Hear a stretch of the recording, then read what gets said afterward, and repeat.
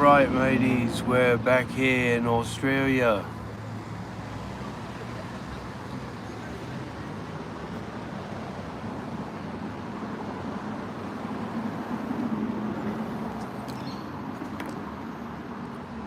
Hasn't gotten any better yet, but maybe today will be the day.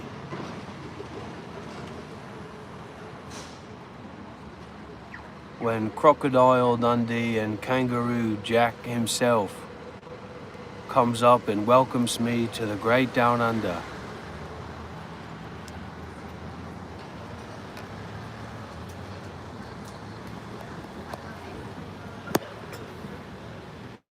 I made a little song about Australia. Australia, Australia, where oh where is Crocodile Dundee? Australia, Australia, where has Steve Irwin gone? I'll get that praying mantis by his spear, and I'll turn back the clocks of time to bring Steve Irwin all the way back here. Australia, Australia, where have the Aboriginals gone? Where is Australia after all?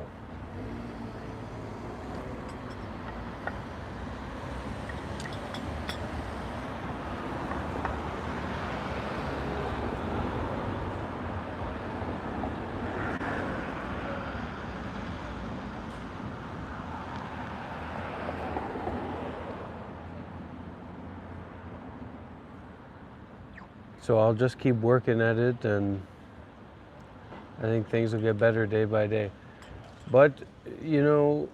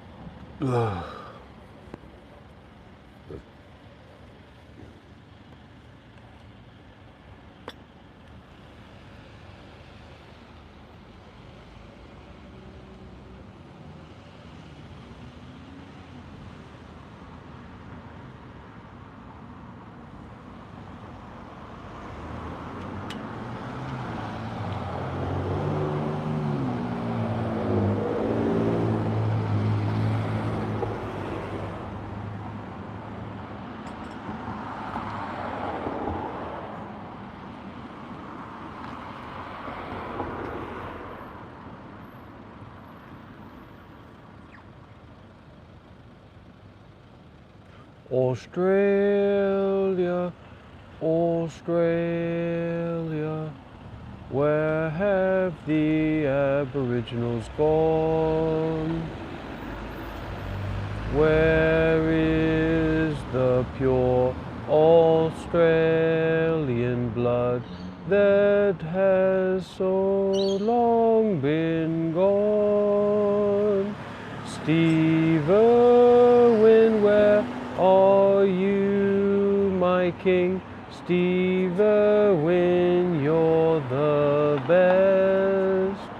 Crocodile Dundee should have been the Prime Minister of the best. Australia, Australia,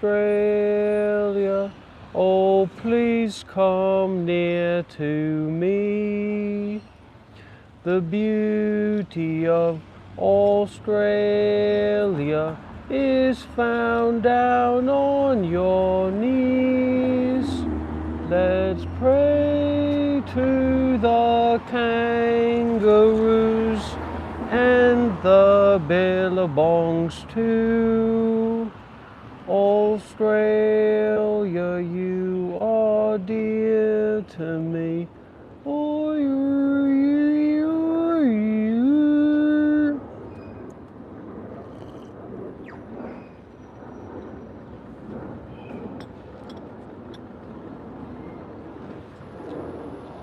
But if you really look at it, then this experience has to be, in a certain way, the best experience and the worst experience of your life. You know what I mean? Because it's like you can't be gay in the past, you can only be gay now.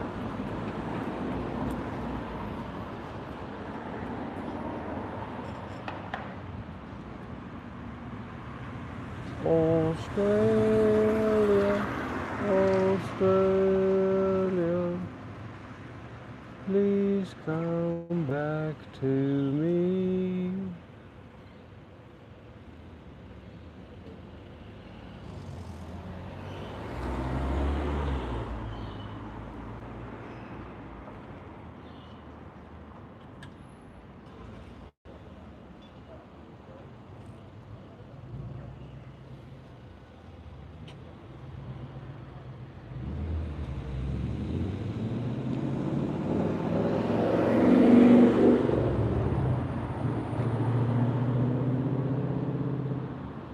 There's a lot of white people here. There's a lot of white people in Australia. I don't like it. Too many white people, too many $100 hotel rooms.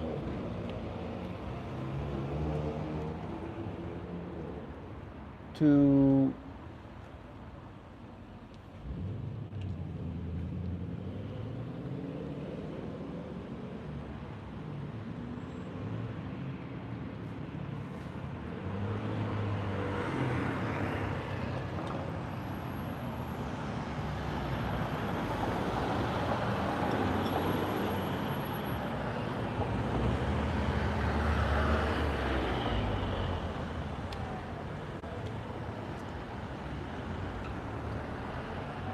This channel is about being gay in Australia and the gay man's experience in the Down Under. If you want to learn what it's like for a gay man to be in Australia, then you're in the right channel and you're at the right time.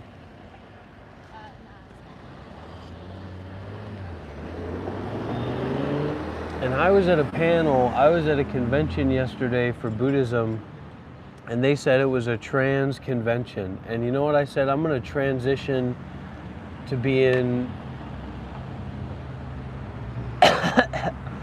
you know what I mean?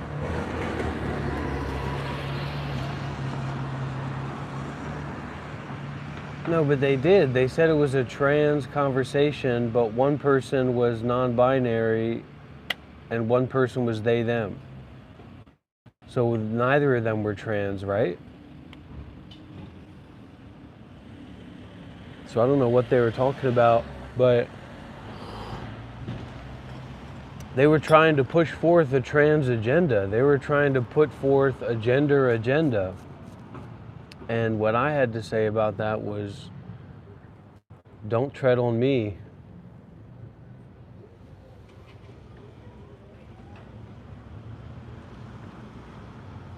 Don't tread on me.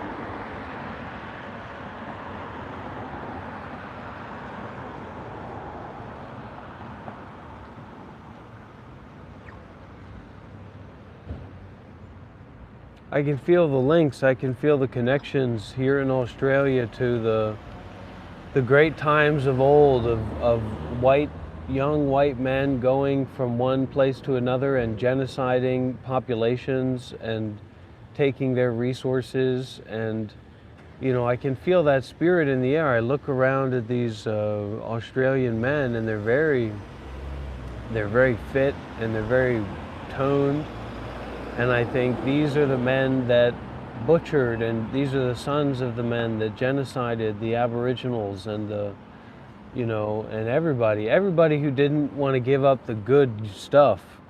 They got what they had coming to them, and I feel a lot of white pride being here in Australia as well.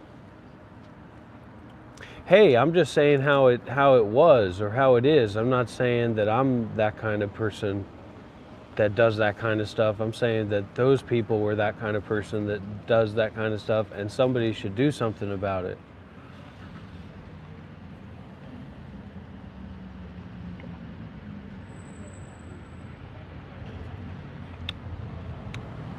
I'm not going to do anything about it.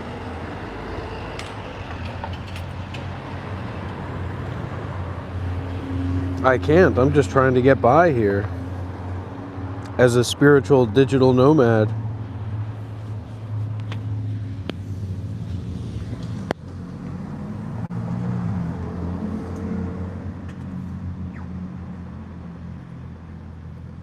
I'm just trying to put coffee and bread and milk and the genocide of the Aboriginals on the table, We got to talk about this stuff. We got to bring back reparations. We got to bring back the conversation for reparations in Australia, right? Are you allowed to talk about that in Australia? Are you allowed to talk about reparations for Aboriginals in Australia? Or is that not okay to talk about? There's still 1 million of these people, so I've been looking at some of the stuff, and I've been looking at the stuff on the wall, and it said we respect Aboriginals, and I say, well, fuck that, give them some money. If that was me, it's like if that was me, and if I was on the metro and they said we love Dr. Rob's work, I'd say, where's the fuck's my money? More of it.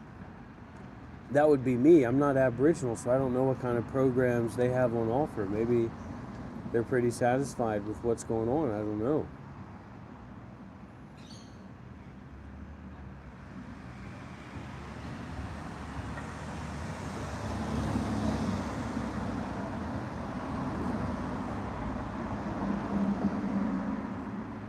But I just know I gotta find a better coffee shop than this, because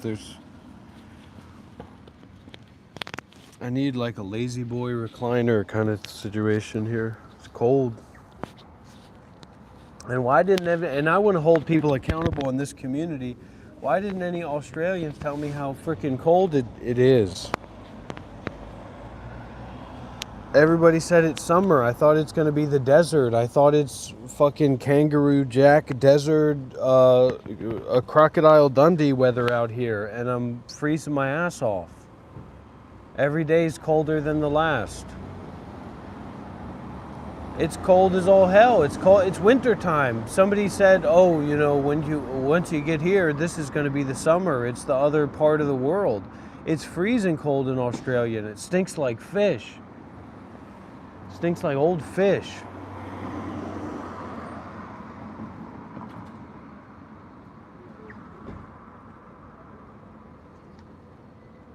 Okay, it's freezing cold. I was talking about I was at the shop looking at an alligator skin jacket in Vietnam, and I said, well, you know what, that'd be great, but I'm not gonna need it because it's so hot over there. It's like a desert. It's like the Sahara. It's like freaking the hottest place in the world. And Australia is as far as I'm concerned, it's either the or one of the worst countries in the world as far as I've seen. And it's cold, and an omelet is $30.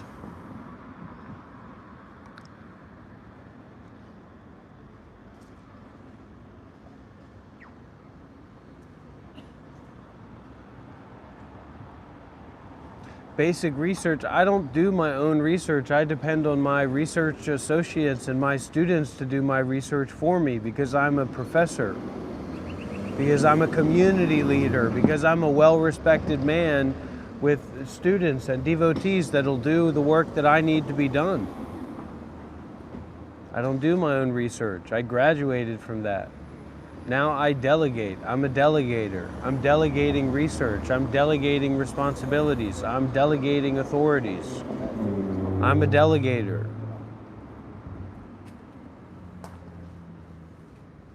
And since my false imprisonment at the Australian border,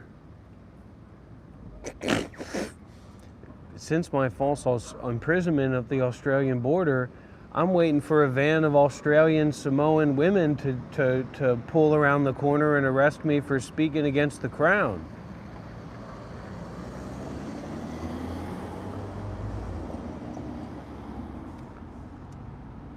That's where the real Australians are. The real Australians are all in prison.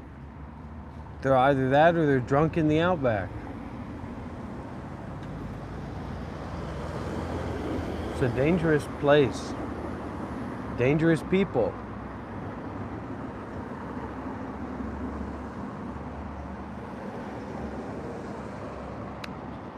Didn't you hear what happened here? The genocide that happened here?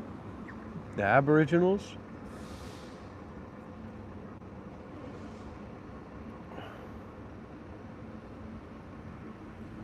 But this is a nice place. This is a hub for the people walking around, so that's good. You get to see people walking around. What do they got? A free gym membership and free protein in the water here in Australia? Every man that I see is looking like he's Crocodile Dundee's roided out son.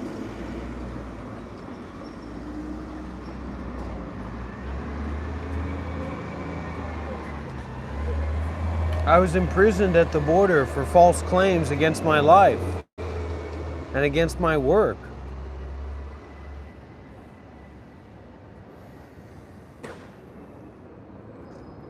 And by work, I mean that in a general sense of the work that you do, the way you live your life, the work activities that you do. I'm starting my own Vipassana center in Australia. This is the Vipassana center. I am the Vipassana center. I am the meditation master. I am the meditation teacher. A life teacher. In my life, I'm teaching in my life about Vipassana meditation. This is a protest against Australian pride. I'm a true meditation person.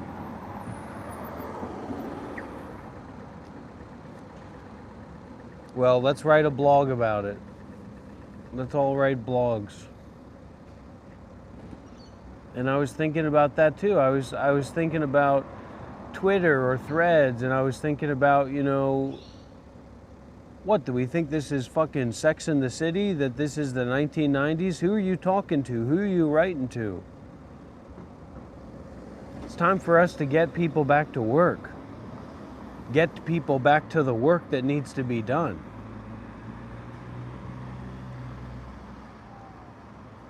There's no discrimination between anything here, Chris. Fucking days and hours. I'm gonna put you into a daze for hours if you don't stop fucking trying to put your watch in my face. There is no watch, there is no time. I'm the time master, I'm the time king, I'm the time doctor. I decide what time is and when it's that time at all, if at all. I'm the time man. Can't you see that by what I'm wearing? I don't care if it's Australia o'clock or New York o'clock. I'm the one who's determining what time it is. It's my time. It's high time that Australia get itself together and start recognizing real meditation masters that arrive here. And I don't know, give me an honorary, I want an honorary doctorate degree from the Western Sydney University. Not a $30 night at a hostel.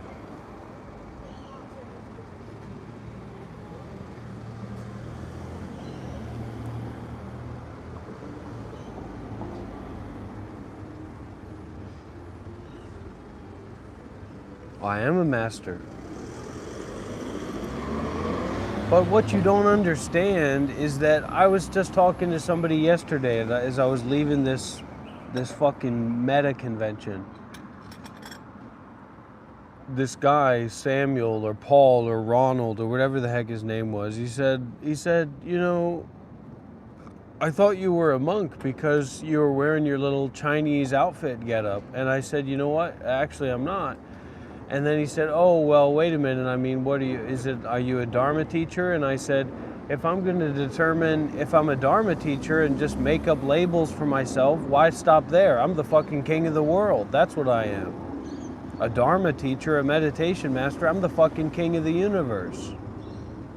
I'm Jesus Christ, come back to save the people of Australia. Jesus comes to Australia. That's a great idea for a movie. Fuck Crocodile Dundee. Jesus comes to Australia. Fucking Genghis Khan goes to Melbourne. All right? Fucking gay pride parade. All right?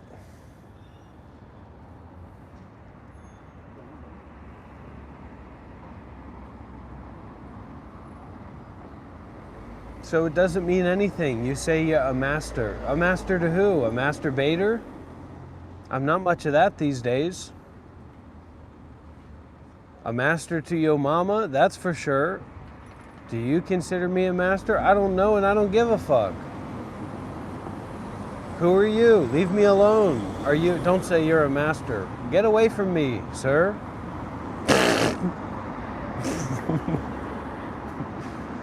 It's okay to shit in your pants. I've done it many times.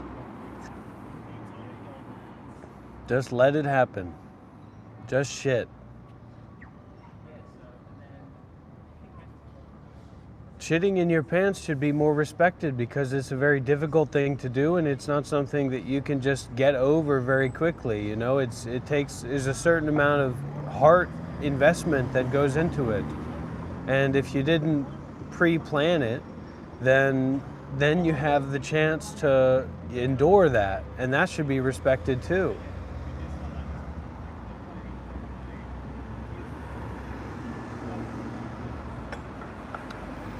They want to consider my arrest because I shit my pants in the streets of Sydney.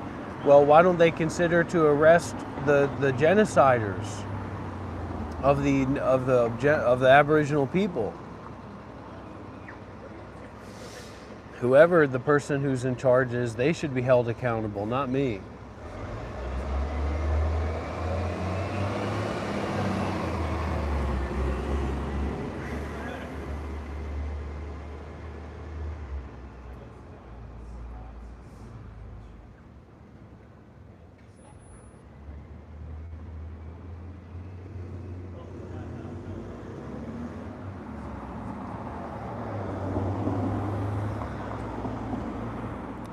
Chris, I'll go back to the holy life if you give me $1,000. Take your hope and turn it into money and give it to me.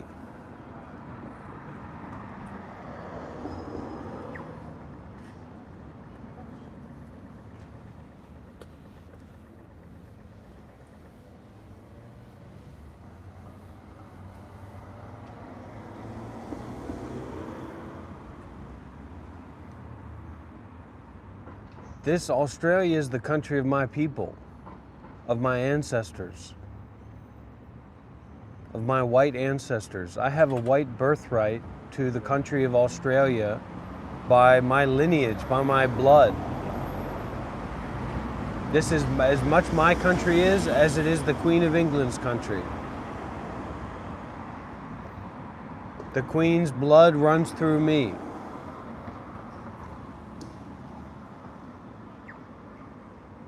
And that's not some kind of gay aphorism.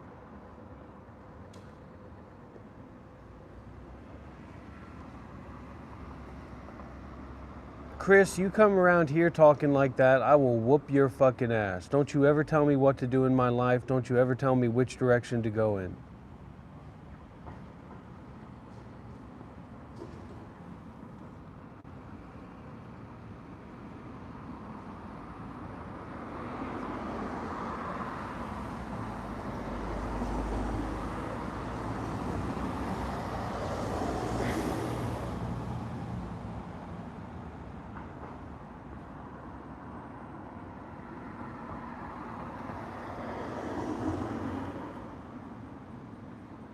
Everybody wants to be high and mighty. They want a position of relevance, and they got such a fucking stupid lives that they're always looking for something stupid to be relevant about. Shut your fucking mouth and get the fuck out of here, Chris, or whoever you are that want to be relevant.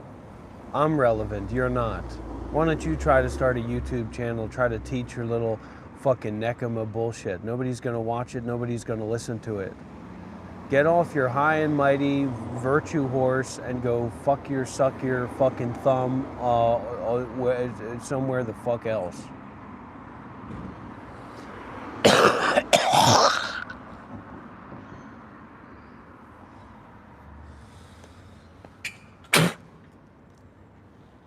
Is it legal to spit in Australia?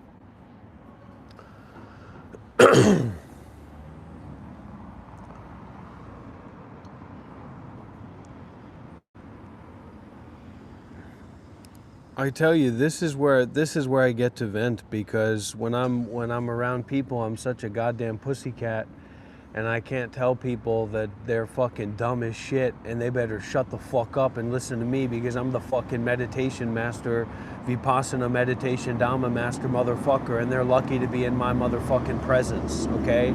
That I'm doing them a favor by staying at their house. I'm doing them a favor by calling them and asking them for a ride. I'm doing them a favor by giving them the opportunity to help a spiritual teacher, to help a meditation master, okay? You're the one who's getting a favor. You're lucky to be able to give me money. You're lucky to be able to buy my fucking cappuccino and my fucking drink and hear about my fucking problems and think about how it's your fucking fault and you should have done something better about it. You're lucky. You're blessed.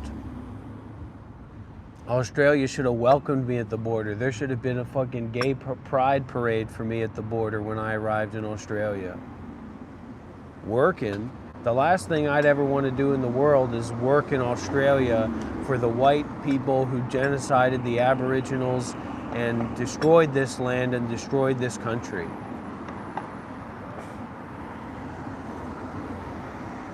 I'm here to bring Australia back. I'm a real Australian. Where's Crocodile Dundee? Where's the guy in a fucking hat from the Outback walking around and telling people what's what and spitting on the ground and fucking, you know, everybody here looks like they just got out of a fucking isolation tank chamber, how white they are. Where's that Australian sunburn? Where's that Australian Crocodile D fucking tan?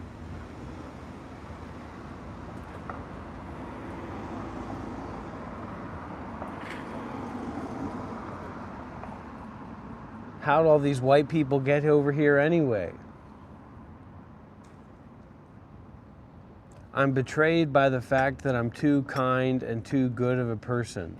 I'm betrayed by my own virtue.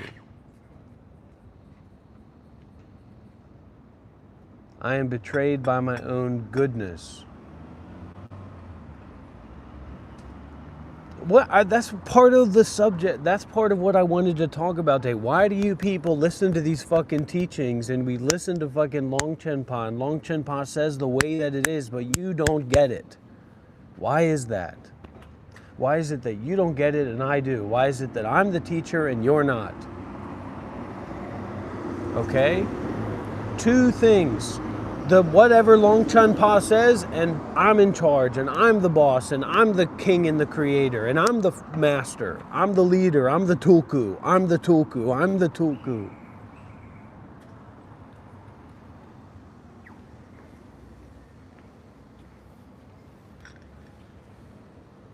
And then we get pulled into the abysses of retardism with people like, are you allowed to say retardism in Australia? You get pulled over into the abysses by fucking people like chemistries, and then I try to engage with these people that are just fucking retarded. And look, do I need to wear a billboard, a flashing light on my head that says, you are fucking retarded, mate? Not that I want to get involved with everybody in an intimate relationship, in a sexual relationship, or in a certainly not a violent. I'm not a violent person. But what I'm trying to say is that I'm in charge here. This is my body. This is my mind. Nobody else is going to look at me and manipulate my thoughts and tell me what to do and tell me who to be. Okay?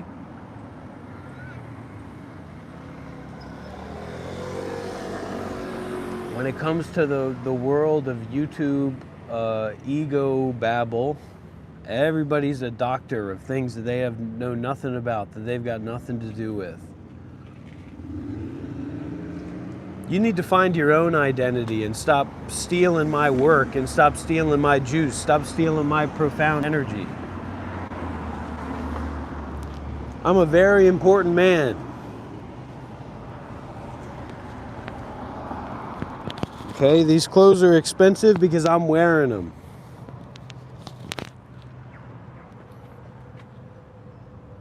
If I ever need money, I'll auction off my socks.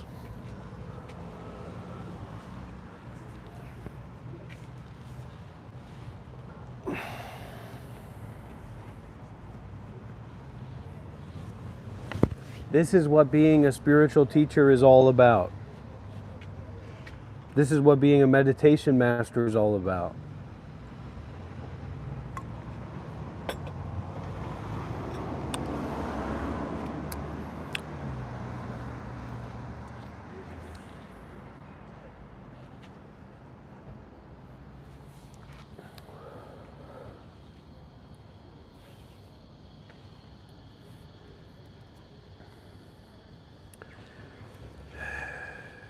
Just ignore the retard.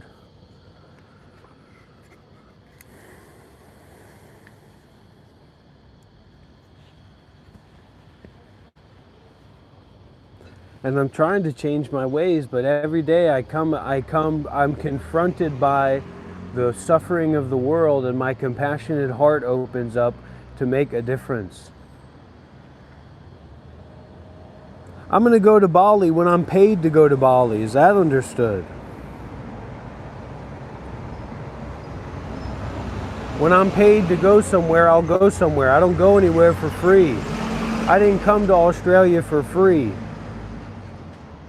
I came here because I was reached out to by Aboriginal spirits of Crocodile Dundee and Steve Irwin to come here and to do the work.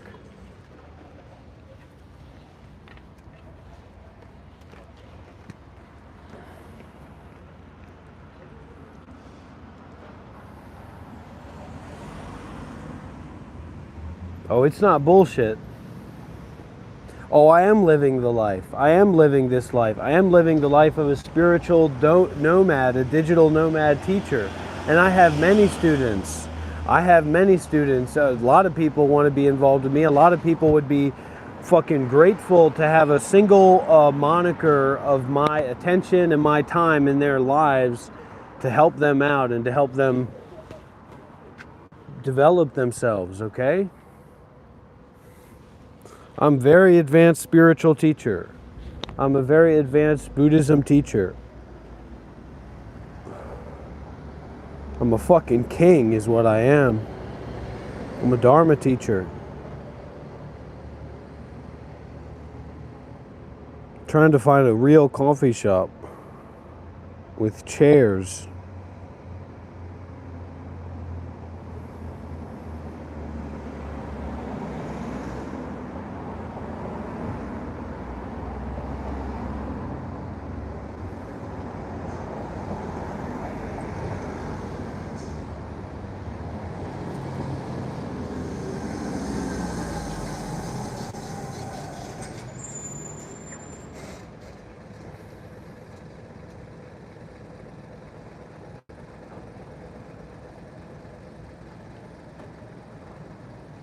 This is a spiritual activity. People don't know what's going on here, okay? This is spiritual. This is like Aboriginal dancing.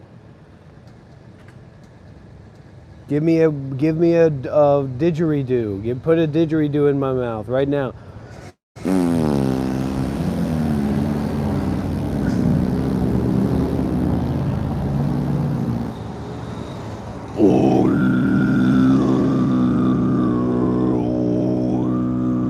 This is going to make a difference in people's lives.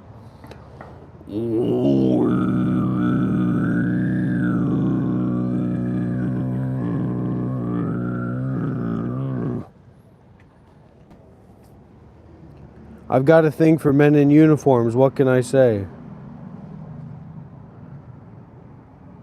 Good chemistry. That looks like a possible place.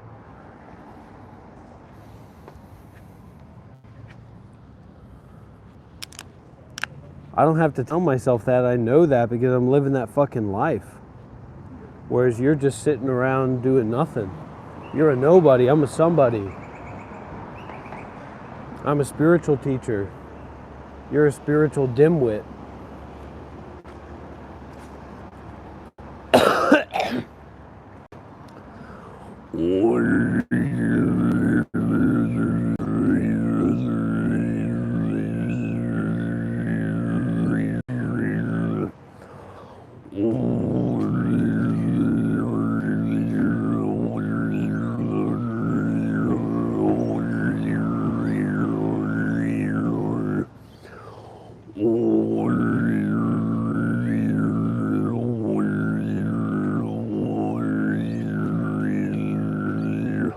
Because not everybody's a fucking loser. Not everybody's satisfied by just digging in their fucking couch cushions and eating trash that they find every day, okay? Not everybody's some disassociated fucking freak monster that's just fucking eating whatever they find in the garbage. Some people have fucking taste. Some people don't just fucking eat a bunch of fucking trash out of the fucking trash can every day and fucking say, well, that's what I had to eat. They're changing their lives, man. And that's what I am. I'm a fucking life changer. I'm a fucking game changer. I'm a move maker.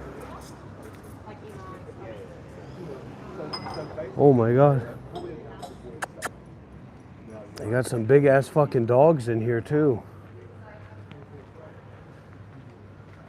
I don't got any problem with anybody. I'm not telling anybody that I'm not going to be fucking being their friend or whatever like that. But what I'm saying is that there's standards here, and there's a standard that I live for my life to be fucking free and independent and a fucking king.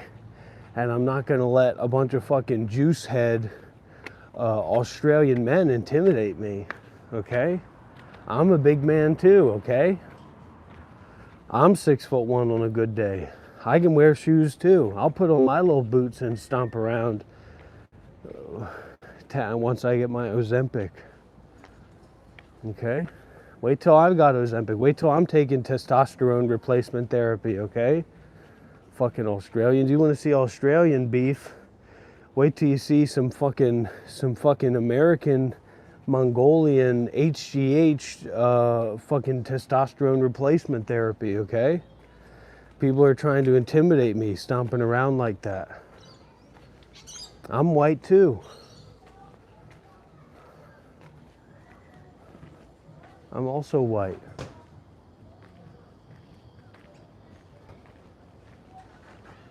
And what's so good about being white anyway? Being gay? Would you rather be white or gay? Choose. Now we're getting into real Buddhism, or dark Buddhism as they call it.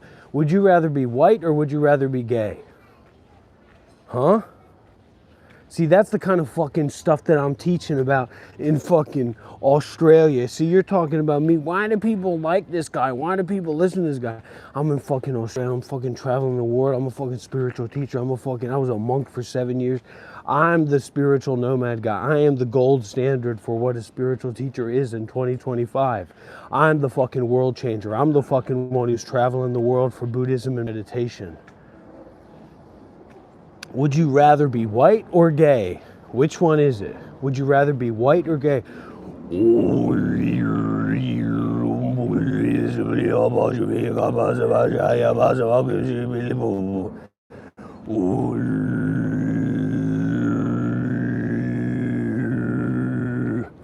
Would you rather be white or gay? Hello, can you answer the question? What would you rather be? Would you rather be white or would you rather be gay? You can't choose both. You can't be white and gay. Which one would you choose? I don't know what that means, but Anyways, so everybody's saying white. Everybody's saying they'd rather be white than gay. What the fuck? Are you kidding me? What kind of community is this? Oh, I already knew that, Aditya. I knew that's what your timing was. Well, so let's have another question. Would you rather be black or straight? Would you rather be black or straight? Sorry, that maybe took the energy out of the room. All right, listen, everybody. This is a Buddhism spiritual teacher live stream, okay? I'm a spiritual teacher. I'm a meditation master.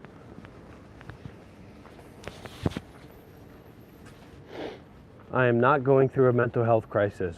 I am not going through a mental health crisis. I am not going through a mental health crisis. I am not going through a mental health crisis. I am not going through a mental health crisis. I am not going through a mental health crisis. I am not going through a mental health crisis. I am not going through a mental health crisis. I am not going through a mental health crisis.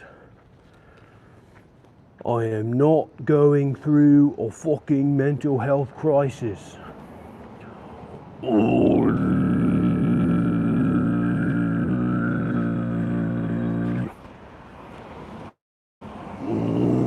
That fucking meta convention put me through a mental health crisis, though. And that's what those things are supposed to do. When we get closer to the meditation and the Buddhism, we really learn how to suffer very deeply and suffer very horribly. Okay?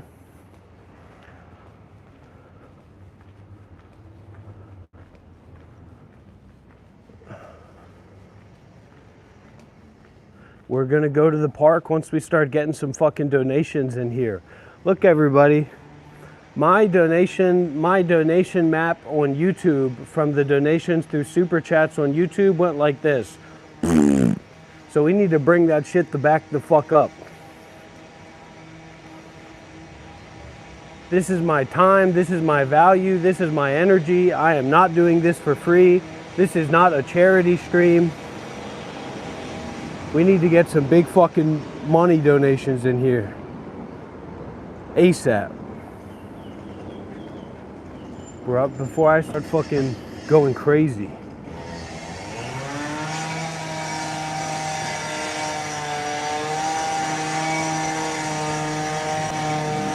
Shut the fuck up.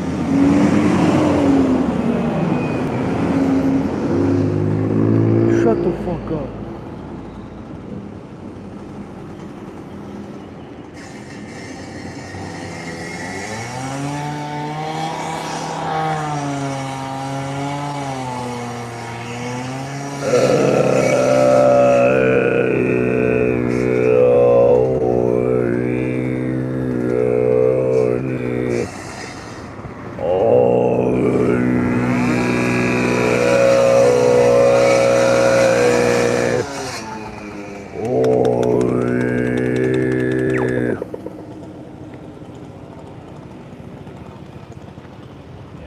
I'm fucking homeless in Australia, mate.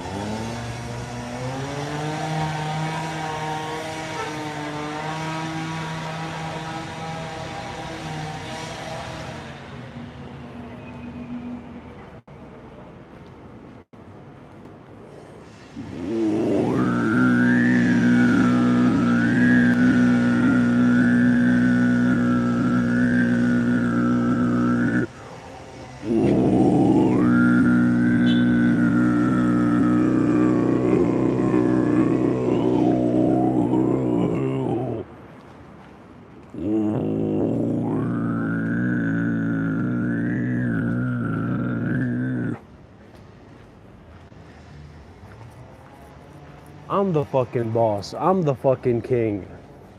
I'm the fucking monk. I'm the real Buddhism monk. Those are just outfits. I'm the real spiritual teacher. Ah! Ah! If I had to decide then at any kind of Buddhist convention or meditation retreat, you have an allotted number of screams. So like a silent Buddhist convention or meditation retreat, you'd have, maybe we'd do an interview for you and see what your situation was, but at least one scream that you could use. And then, you know, we have somebody keep track of that. And then if you start screaming a bunch, we're going to fucking whoop your ass out of there. You know what I mean? We're not going to have a bunch of fucking freaks in here screaming. But when it comes down to it, if you can't scream, that's not real meditation. That's not natural meditation.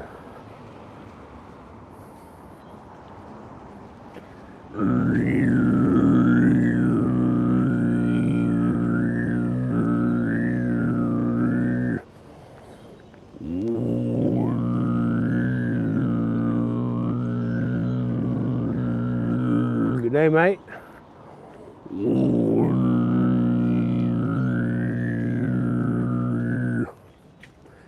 Well, what is real? What is authentic? What is genuine? So for the white people in Australia, Aboriginals are not, they can't just be fucking camping around, you know what I mean? And they can say that they're being genuine or they're being real, but we know deep down that they're fucking doing that to make fun of us, you know what I mean? They're camping around to make fun of us. So that's why we had to get them out of Sydney, because you can't trust these people. And fucking, they're not bad people, but they can't be fucking camping around like that, you know what I mean? We're trying to do our work. We're trying to build up a telecom, for God's sakes. You know what I mean?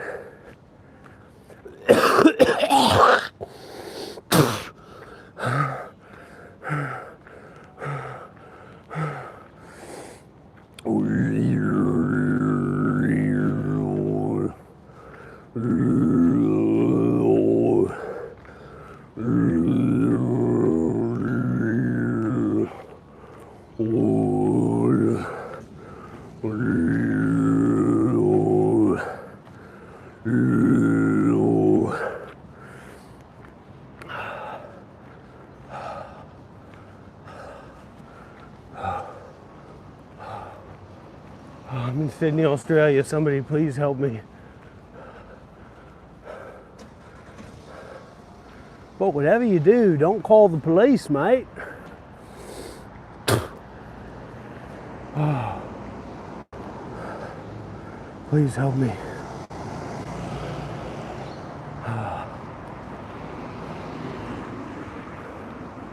All right, mate.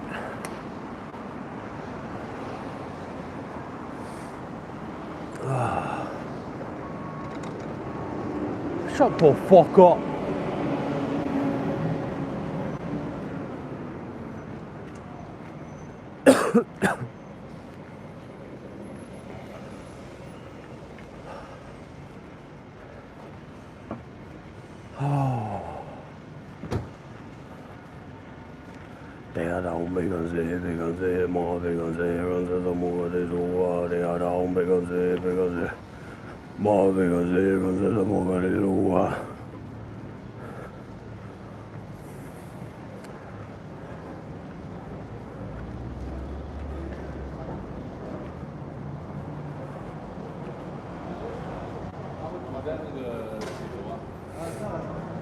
The logistics is the donations from my students.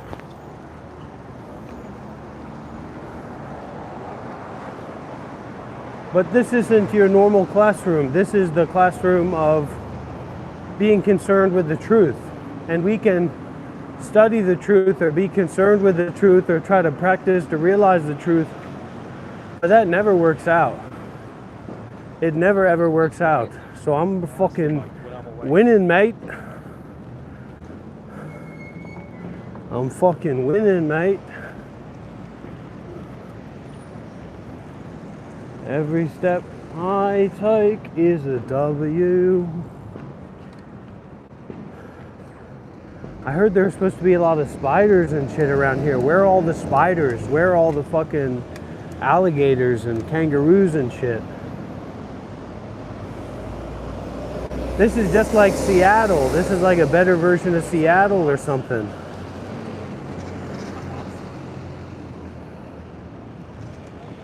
I'm looking for a fucking crocodile, mate. What are you looking for? How you doing, mate? I'm good. How you doing? Good. Are you live?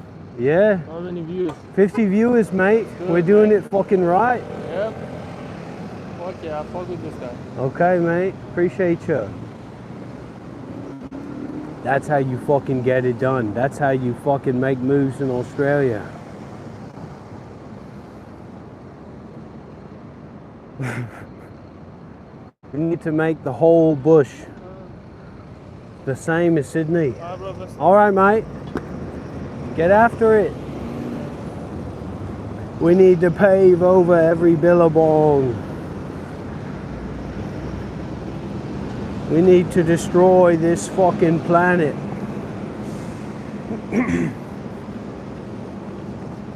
That's a new fucking political party that I'm starting in Australia. Destroy fucking Australia.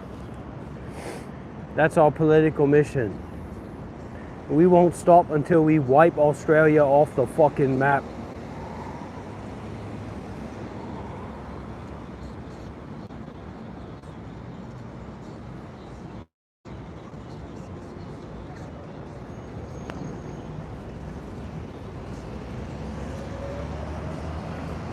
Who is the gayest man in Australia? Anybody know? Who is the gayest Australian male? Aren't there supposed to be a lot of lesbians in Australia?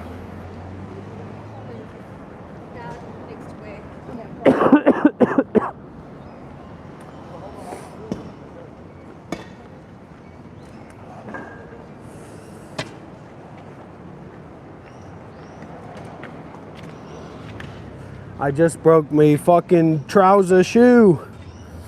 I just broke me fucking shoe. How do you say shoe in the Outback? I just broke me fucking shoe, mate. Oh my god. I just broke my fucking slipper, mate. Now I'm really in for it. My fucking thong broke. And I'm spiraling into psychosis. Oh my fucking god, mate. This is a nightmare. This is a gay nightmare, mate. A down under gay nightmare. Holy fuck. Please, someone give a tenner for my fucking shoe, mate. This is a disaster. This is a fucking disaster, mate. What the fuck? Please, someone give me a fucking tenner for my shoe.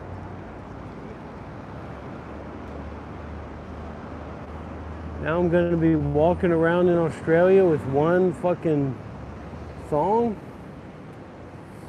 I'm fucking embarrassed, mate. All right, mate. What's up, brother? Get after it. Yeah. Okay. Full send.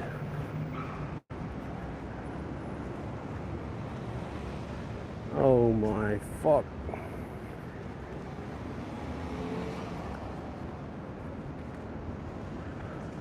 My fucking slipper, mate. Now I'm walking around with one fucking thong on. What the fuck? I need a fucking job. I need a fucking apartment. I need help, for God fucking sake. No, it fucking ripped it clean off, mate. It fucking sliced it.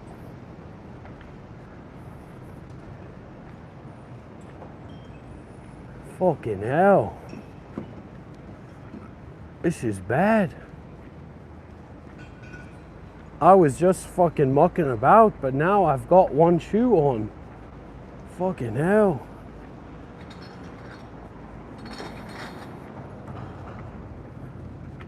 All right, mate. All right. What the fuck?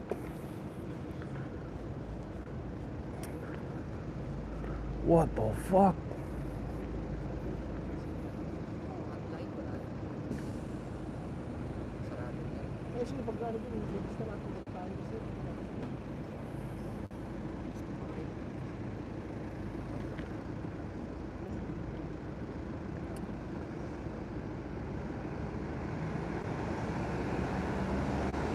I can't fucking do this anymore, mate.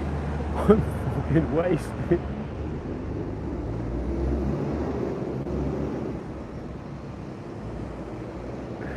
I'm fucking wasted, mate. Fucking language, this is Australia. I'm gonna take your fucking language and show you a lesson or two, mate. Don't you ever talk to me about language in the bush. You'll find yourself alligator food. Ain't nobody tell me about my fucking language in the bush, matey.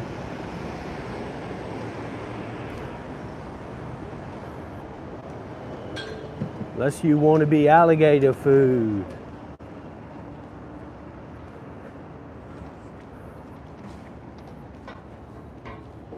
I'll make you into alligator food, mate.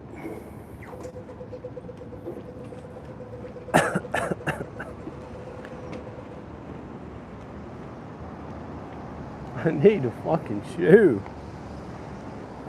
What the fuck? God damn it.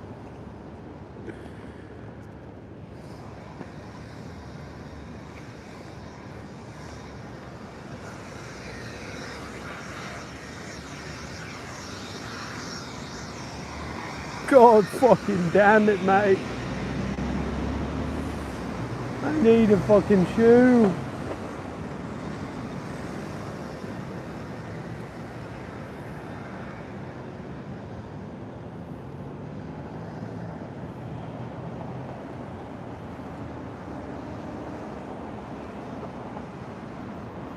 Well, it's not gonna do any good now. I'm in the fucking street. Sally? I need to go buy some shoes now. Or I'm gonna be fucking bonkers. With fucking spiders and alligator teeth in my toesies. Oi, fuck, mate.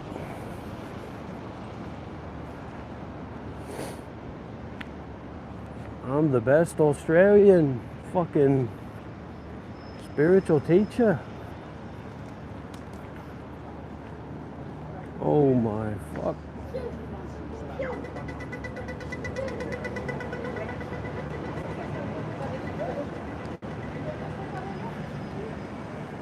All right, mate.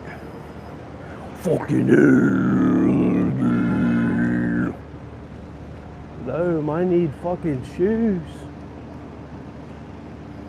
Please. What, is fucking comedy illegal in Australia? What the fuck?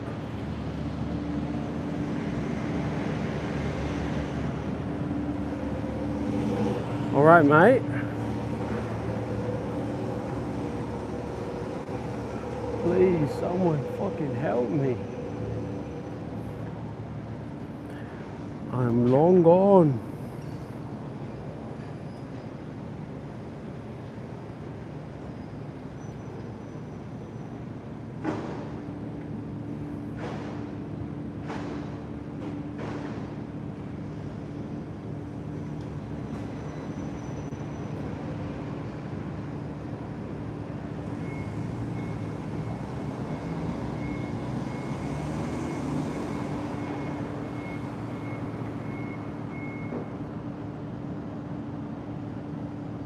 Shut the fuck up.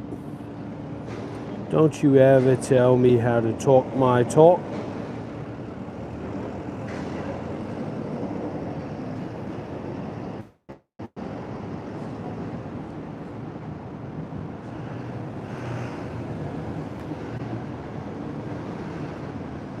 I've gotten in over my head, I've gotten in over my mind. I've gotten in over my life, but now I feel my fucking shoe, mate. My fucking shoe.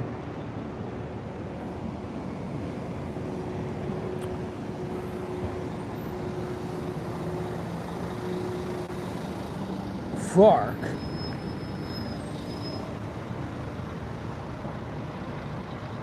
Please, someone fucking help me, mate. I've got no fucking shoes. This is bonkers.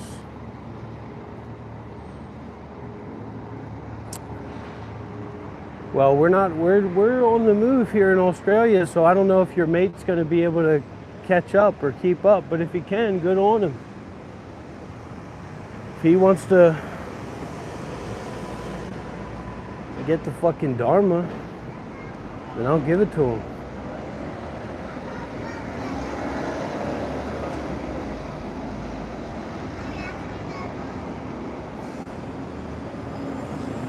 You got any fucking shoes? Boom, boom, boom, boom, boom.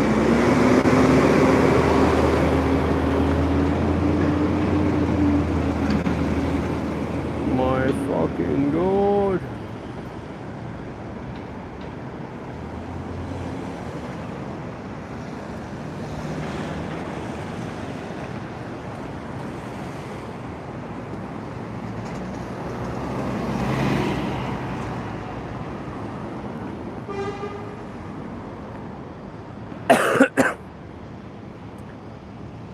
Everybody.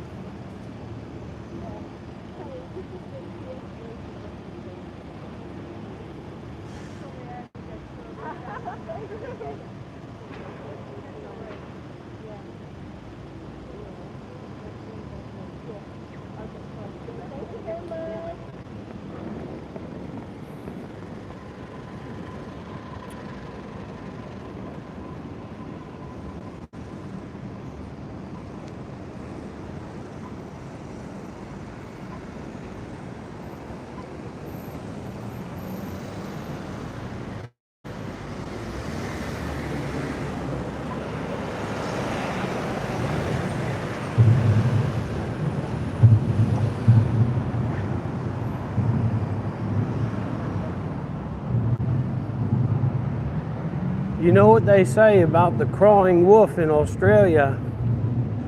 The gator got him.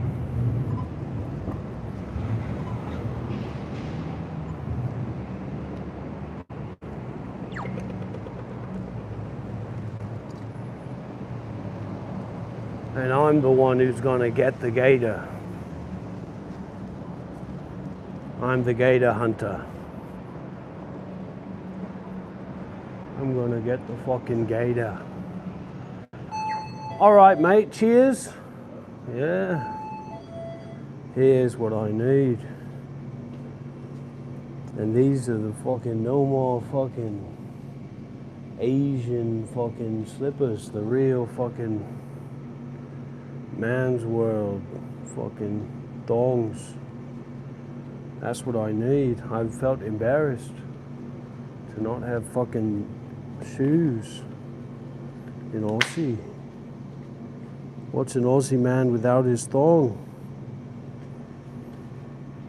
Not me, I've got my thong right here. All right, mate. I'm just buying this thong. Oh, perfect. Sure. That would be $10, please. Oi. Okay. Can you throw this away too? Oh, yeah, sure. Is that all right? Thank you very much. No worries. $10. Yeah, would be card? Okay. I'll get carded. All right. Please stop when you're ready. Can you try again? Yeah.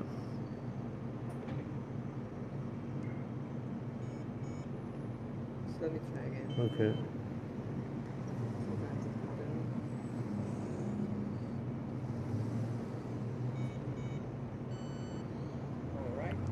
All right, thank you, mate. Looky here, looky here. What do we have?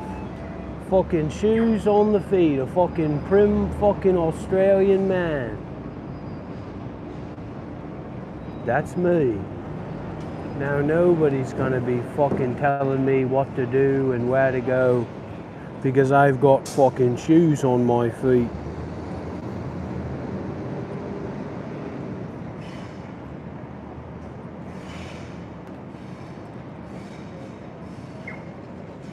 What the fuck, mate? This is turned into a fucking one fucking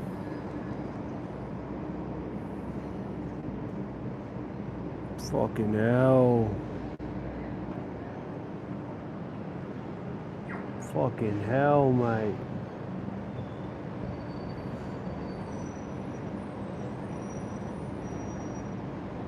And all these fucking coffee shops, they don't have fucking beer. I need a coffee shop with fucking beer.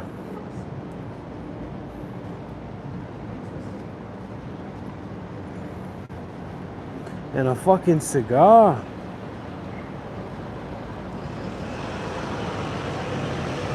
And a fucking lazy boy recliner chair. What the fuck? What the fuck is going on? I need fucking help, mate. This is fucking crazy. I need fucking hell.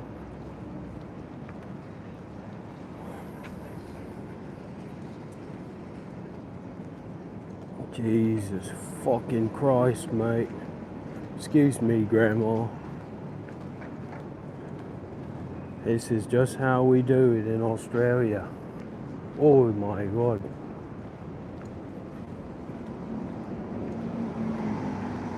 And none of these freaking coffee shops have chairs to sit down on.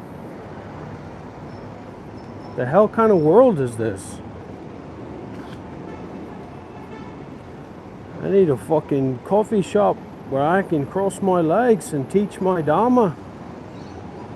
What the fuck?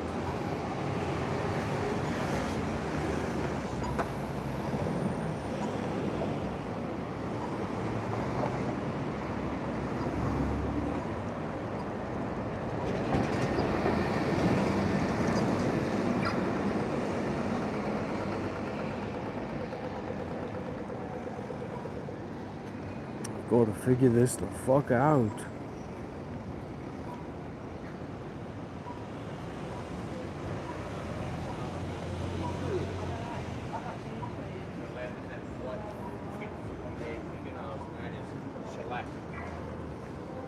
Shellac.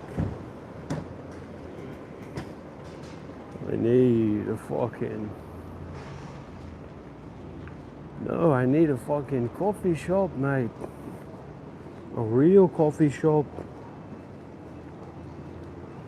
with a fucking fair dinkum shot. I need a fair dinkum shot. All these fucking shitty ass chairs. That's why everybody's so fit in Australia. Because there's no fucking comfortable chairs at any of the coffee shops. Jesus Christ.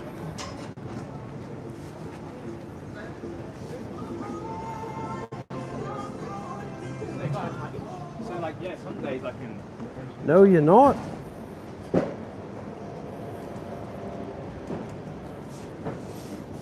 Or maybe you are, I don't know. Not my problem.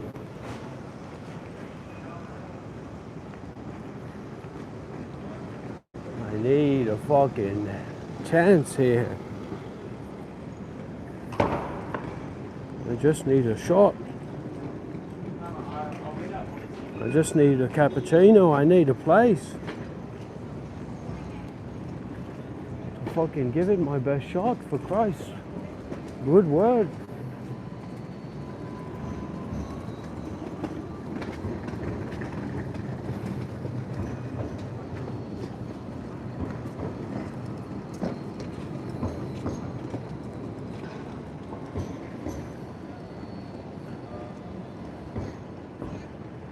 Phone, tell me the coffee shop with the fucking chair to sit down.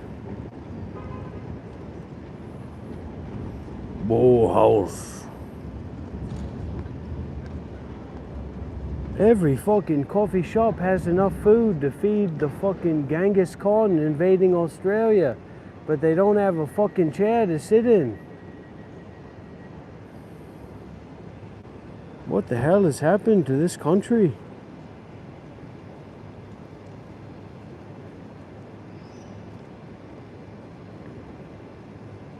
You'd think these fucking coffee shops were fucking soup kitchens for fucking the gyms in Australia. I just want to sit down and have a coffee and sit and do my work.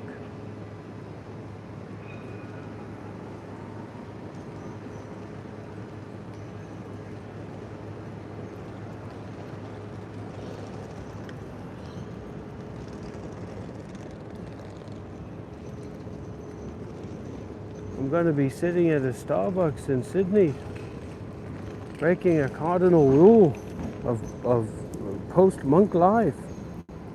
You don't drink coffee at Starbucks. If I go to one more fucking advertisement for the fucking coffee shop and I see 5 more pictures of the fucking food in the fucking coffee shop, I'm gonna blow my lid. Give me the pictures of your chairs, of your comfortable chairs. What do you think we want to do? No back support.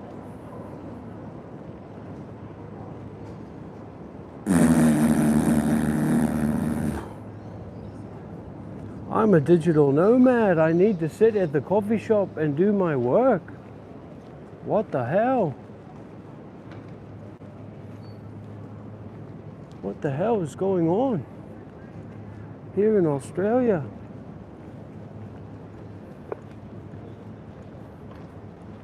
All these fucking pictures of briskets and sandwiches. I'm gonna sandwich my coffee. I'm done. I'm fed up. I'm fed up with the way that it is.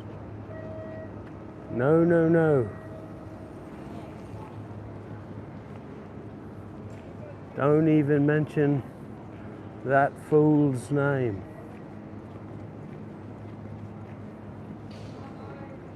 Nothing but another gay concubine. Where the fuck is the coffee shop with the chair in it? This is supposed to be Sydney, Australia. This is supposed to be the coffee capital of the fucking world. And every coffee shop I see is talking about their fucking meals they offer. Jeez Louise, mate.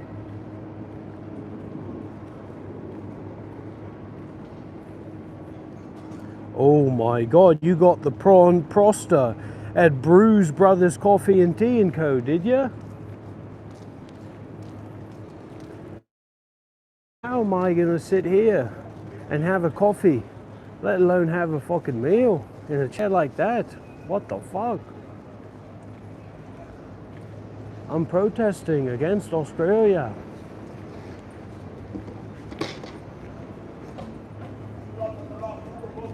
This is the worst goddamn fucking country I ever been to in my life.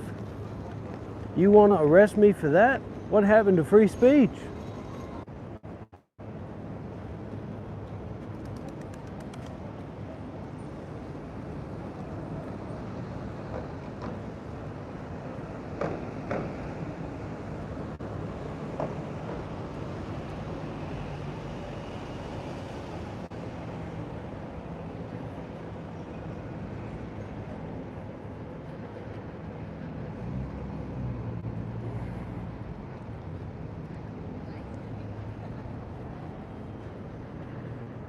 What is going on?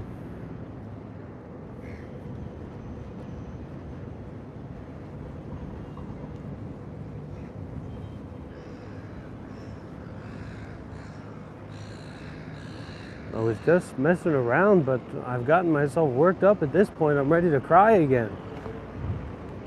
I was ready to cry yesterday. This time because there's no coffee shops that you can sit down at.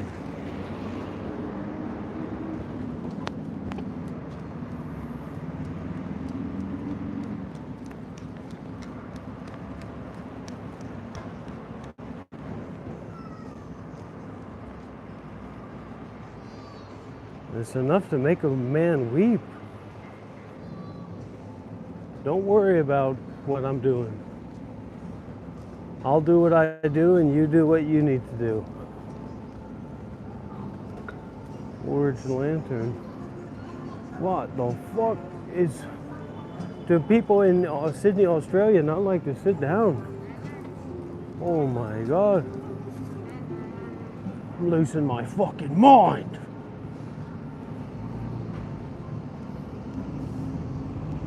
If I see one more coffee shop with this sitting that looks like prison, these coffee shops look like prisons. Where the hell do they get their design language from? The fucking prison?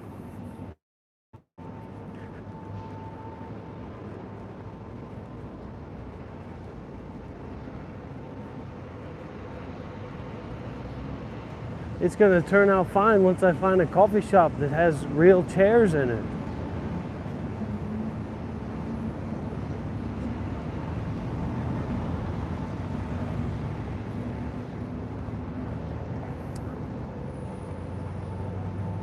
What the hell? I want to protest. I want to organize a protest in Australia. A protest against the coffee shops.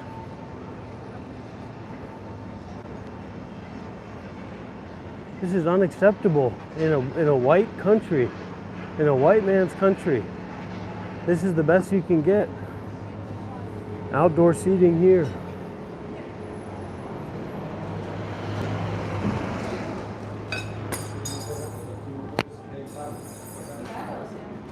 All right, mate. You have Wi-Fi here? Yes, we do.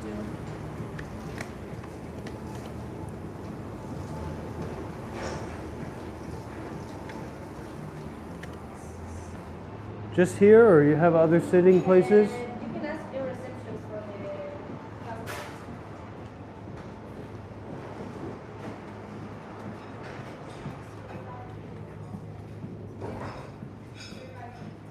Oh my God.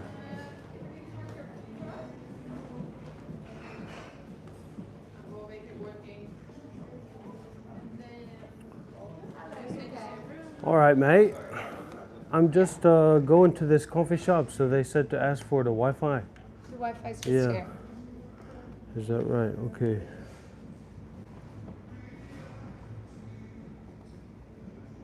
Wake Up Sydney. Yeah, the wake up free access. Okay.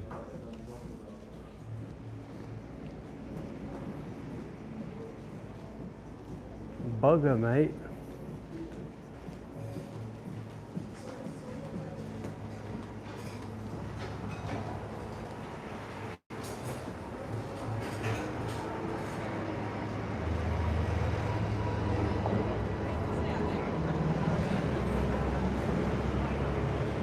This is a fucking lawsuit, if you ask me.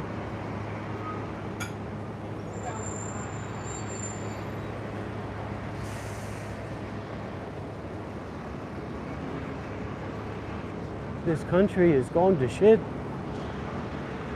This country has lost its way.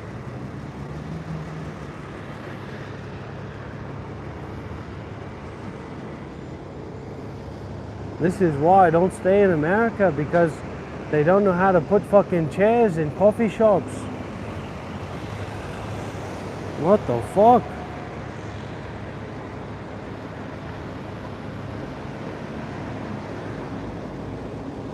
Another fucking coffee shop showing off their food that they serve. God damn it.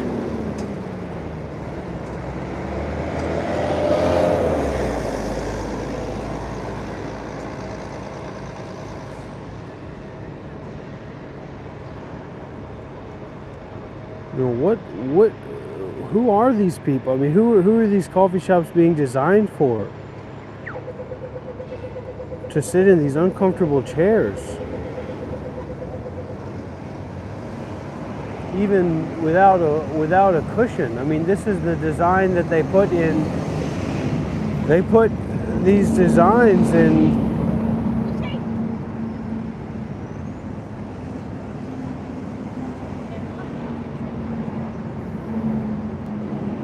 Cafe Sydney, hun, is a fucking walkabout away. Brutalist, they're gonna get me brutal, alright. I'm starting to feel brutalist.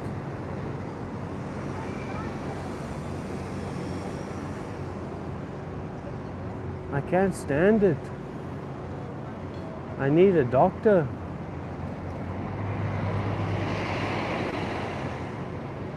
I'm getting pushed to my limit.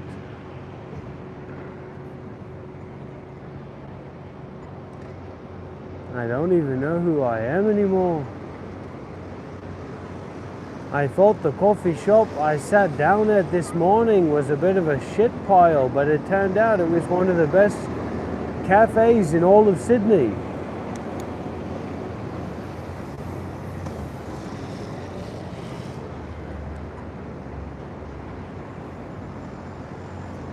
We've got a protest.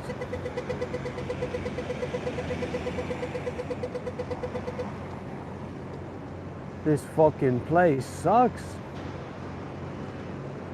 I've looked at fair about 100 coffee shops and every single one of them looks like a fucking prison.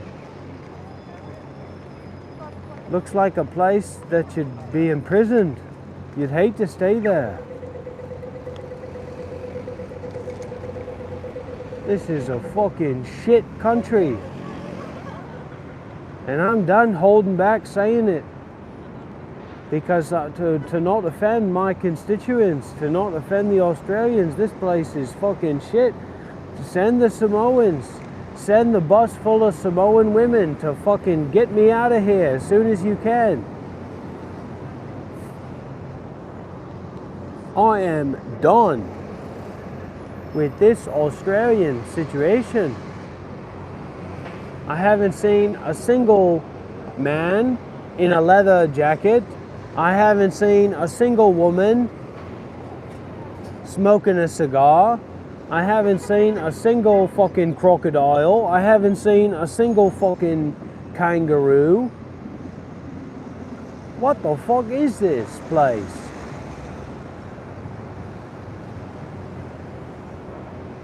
What the fuck am I supposed to do in a place like this? The Billabong?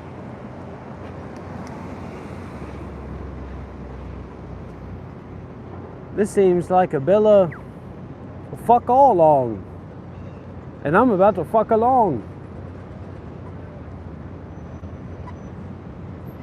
This is the Australia that I know. I can't speak about the Australia that I don't know. But this is the worst of the worst. This is like America without guns.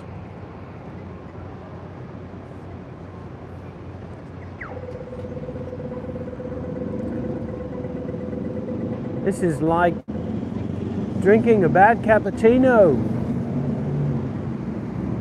I'll have you arrested, sir.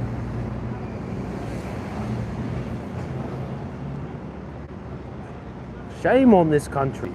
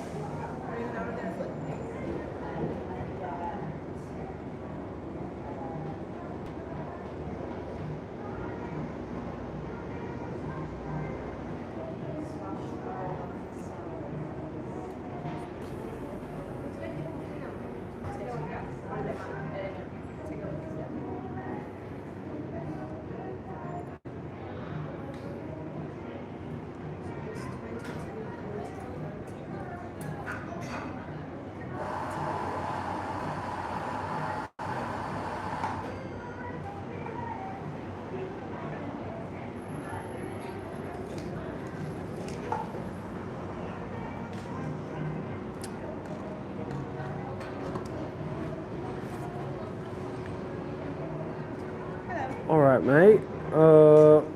Let me get a cappuccino. Small or large? Small. And let me get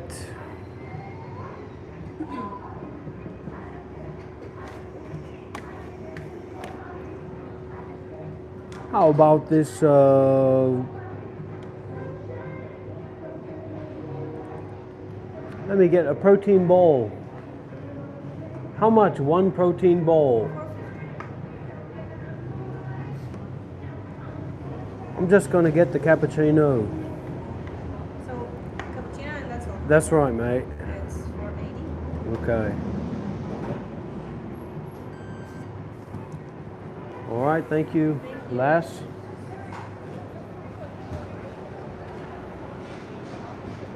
How's my accent, everybody? Good?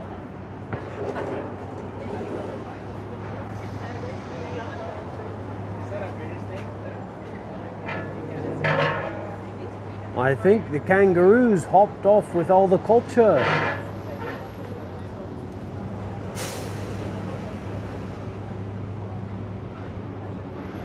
I don't know, but I can't make a determination. What I can say is that I don't like it.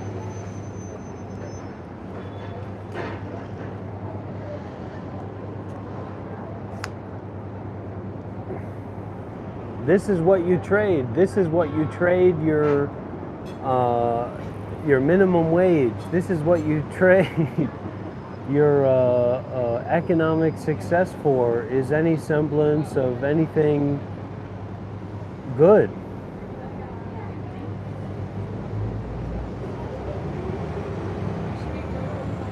Maybe, I don't know. I'll come to Victoria if there's a big fat check with my name on it. Then I'll come flying to Victoria, so I can give a lecture at the university on Dhamma Vipassana. This fucking place, mate.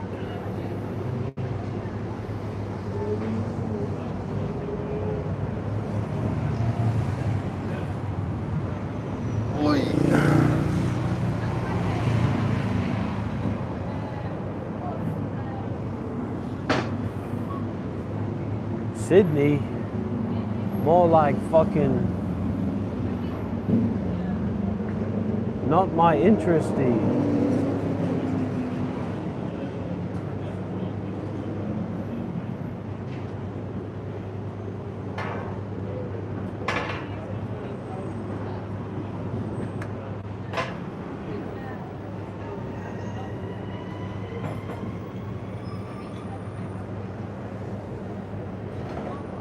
All right, thank you, mate.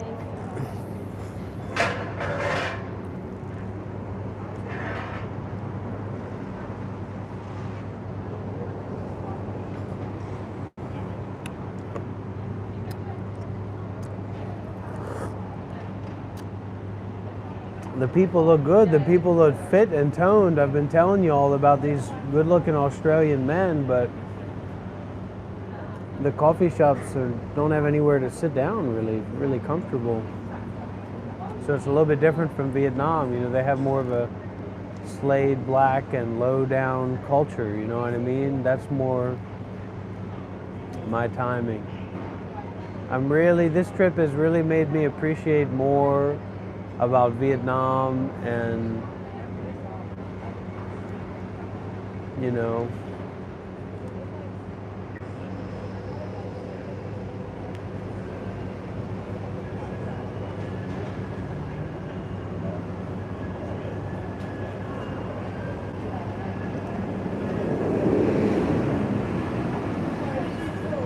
but as far as I know, you know, the Dharma is the journey. The Dharma is the journey that we're on together. And as for fucking, you know, Sydney, Australia, people don't care. People, well, they don't think about these kinds of things. They think about,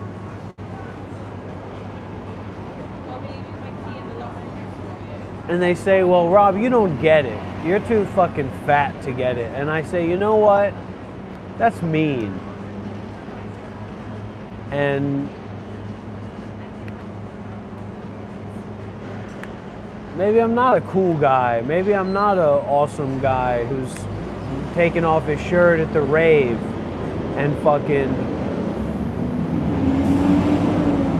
you know, and having sex with a lot of loose women and stuff like that.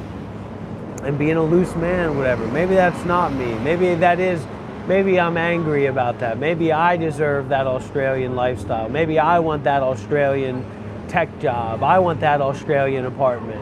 I want that Australian club scene. I want that Australian Coke. You know what I mean? Maybe that's the kind of person that I am. Well, then I've got to be that person. Maybe I do want that, but I can't get it. So I got to be doing like this.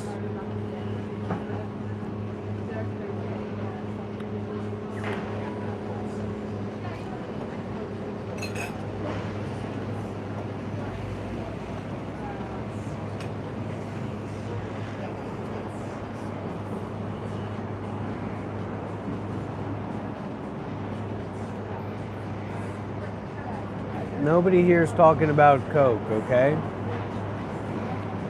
It's an analogy. We're not talking about soliciting for cocaine, everybody. You're gonna get, people here are gonna get what they really want pretty soon.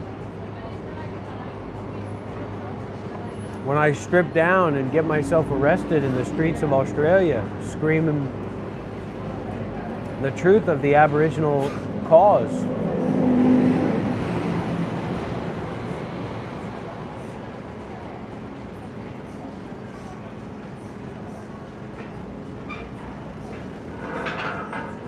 Brutalist industrial design. The West is a failed experiment. Let's be honest about it. The West is a failed experiment, and China is in charge.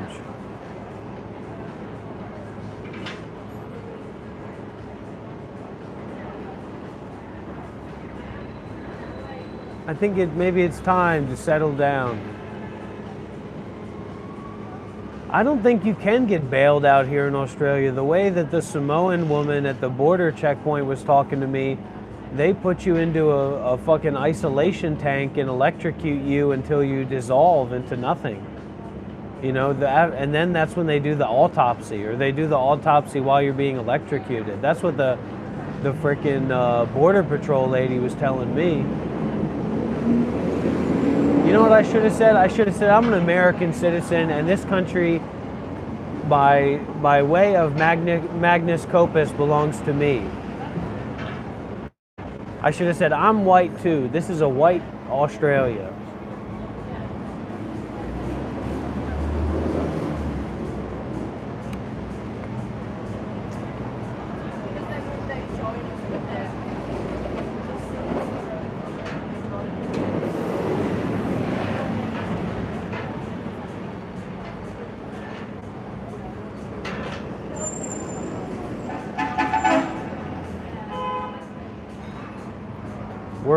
We're going to a stronger town.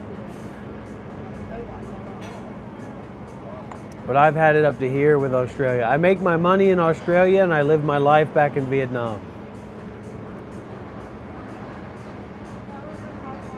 Somebody could think of it like that. Somebody could do it that way, but not me.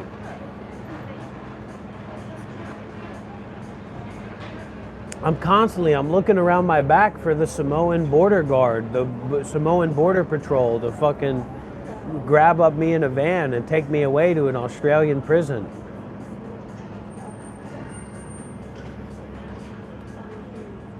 I'm skeptical. This seems like there's things going on under the surface here in Australia, spooky stuff.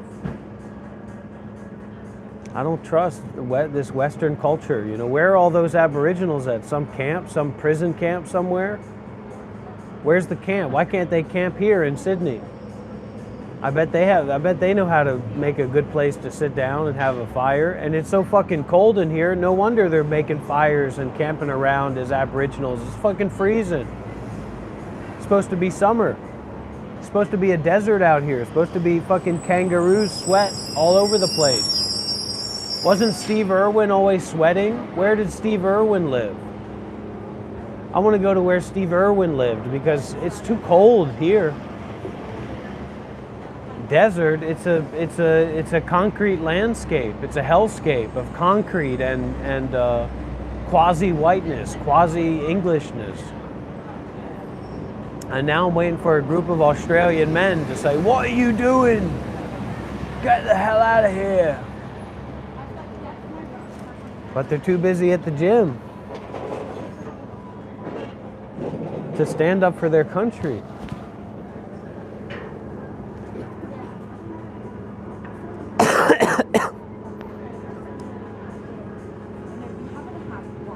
So I'm making a change. I'm making a change in my life starting today. Starting today.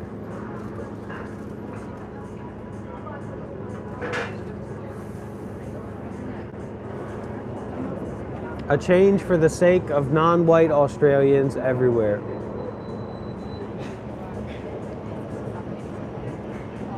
I'm having a public freak out. I am publicly freaking out.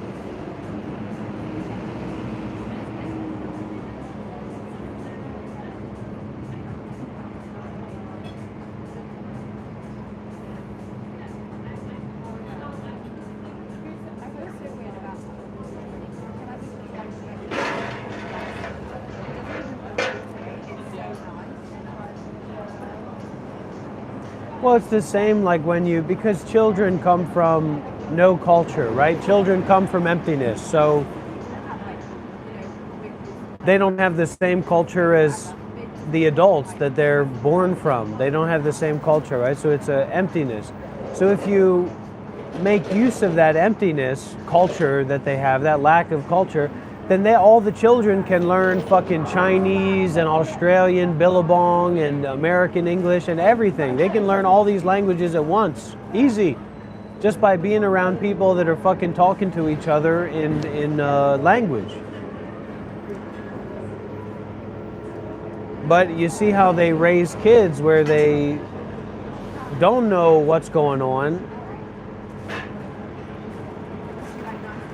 And they're just fucking trying to teach them math and shit. Well, it's the same with the Aboriginals, only we're the children. We have a zero-sum game to their culture. So you didn't listen to the fucking culture and the intelligence of the people that you massacred. Well, you didn't learn from it. Now we got New York 2.0, and they are fucking depressed as all hell because there's a gun held to their head all the time of white supremacy, right? So I'd be fucking drinking and smoking too if I had to live in Australia as an Aboriginal person. I'd be drinking and smoking if I had to live in Australia, period.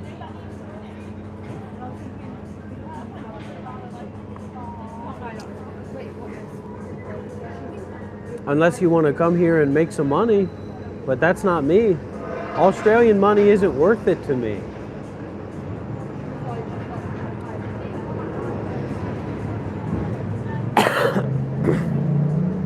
And it's too cold.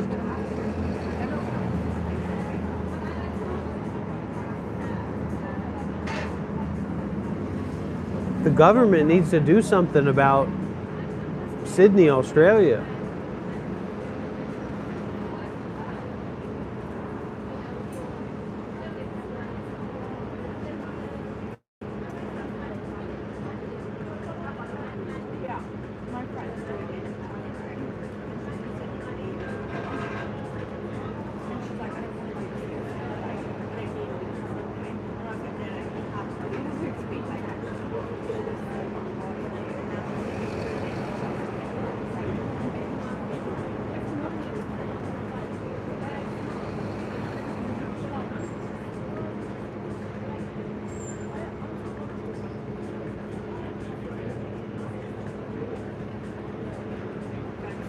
That's right, Emitter 9000. Why don't I make my own country?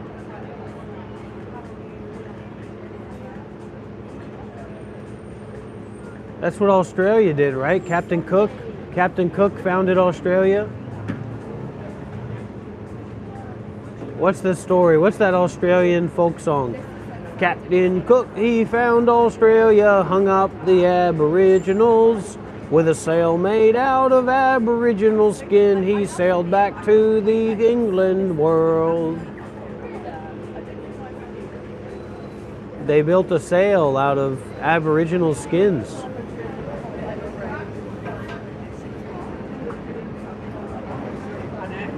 Well, they say the Maoris are in New Zealand, right? But the Maoris are in Australia in the border guard, because the woman that I met, she wasn't an Aboriginal. She was a Maori linebacker.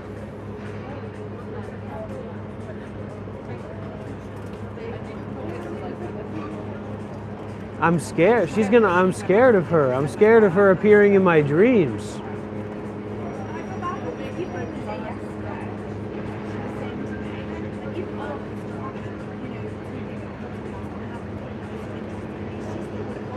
I think England's better than this place.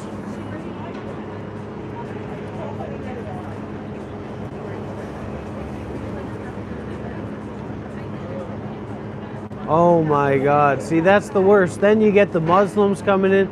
See, all this for your high-rise apartment.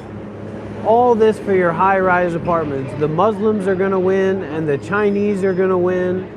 And you're going to be in your high-rise apartment without a single coffee shop that doesn't have metal poles to sit on that insert up your anus to fucking sit there and spin around and drink a coffee. You know what I mean? Oh, she definitely traumatized me. But I traumatized myself by not being pure enough.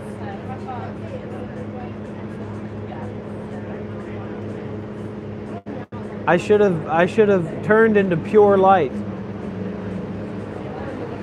But I didn't, and I couldn't.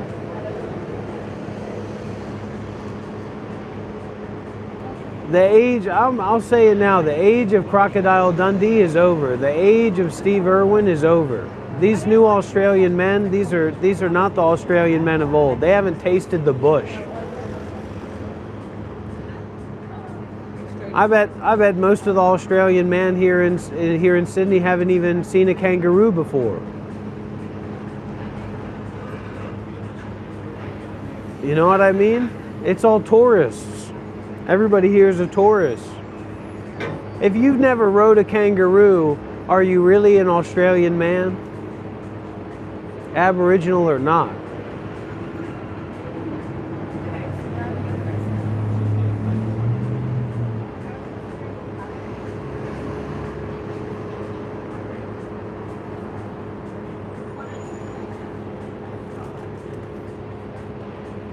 What's going on in Melbourne? That's where I might go very soon. And then I'll try to go to a coffee shop in Melbourne, and I bet I'll find, more metal poles to sit on. I'm glad to hear that, Anthony Zen. That sounds good. You said it's in where? Billabongville?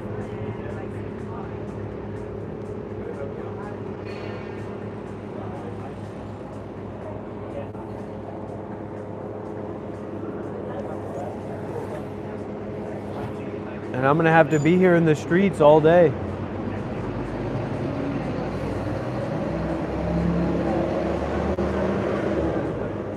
Because I'm taking the train.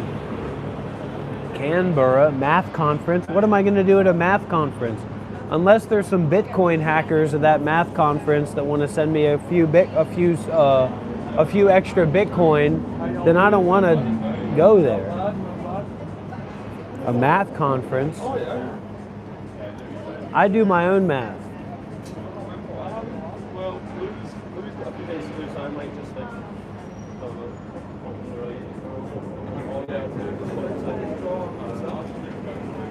This is a CEO lifestyle, okay?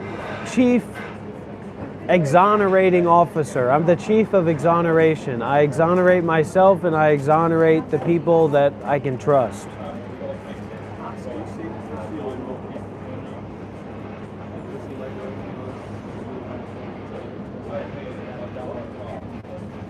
There was a, one guy was saying that with everything that's going on with like a new group and that, I do think it would be wise to vote for honestly, I remember there was a few yesterday that were like, oh, I'm not sure if I'm going, and I was like, it's going to be pretty harsh when the new people who don't show up. My perspective was just take the alliances, wait till you get going,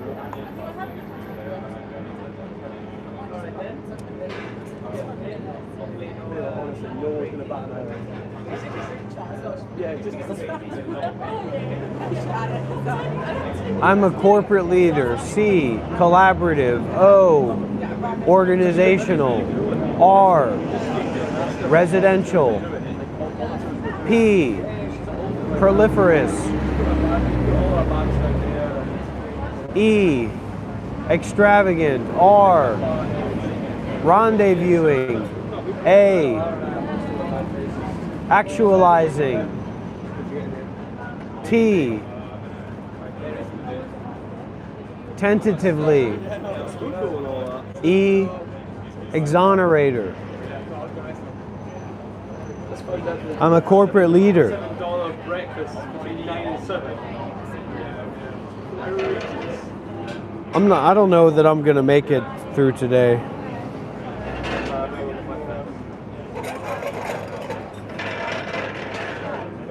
What's this? A temple? Buddhist temple? Soup. A Taoist temple. What the hell?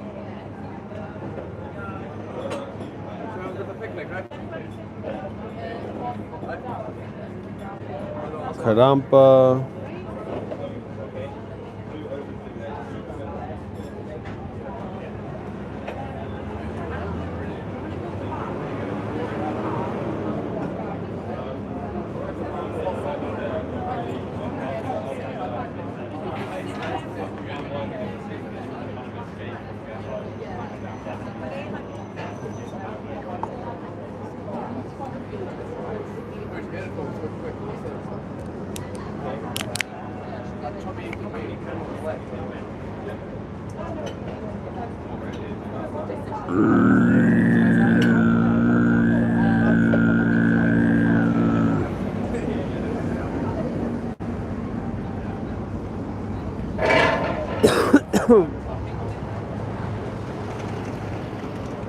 I've got to get on my houseboat of meditation.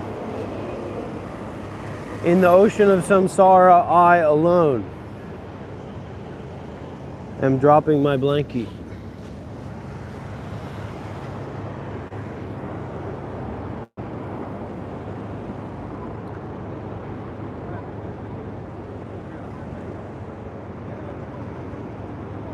Because Australia is taking everything out of me. It's taking my very soul out of me.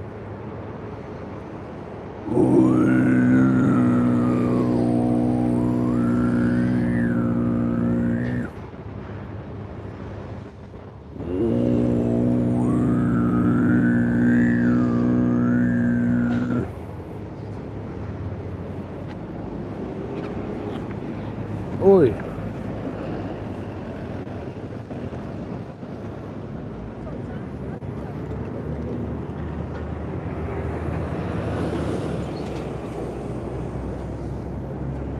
If you haven't seen Charlie's Country, you don't know what the real Australia is like.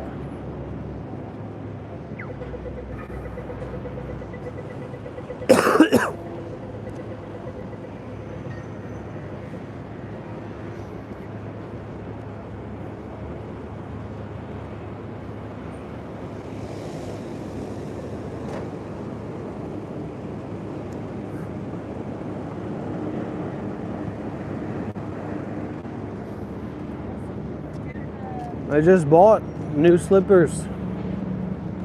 A lot of whites, a lot of Australians.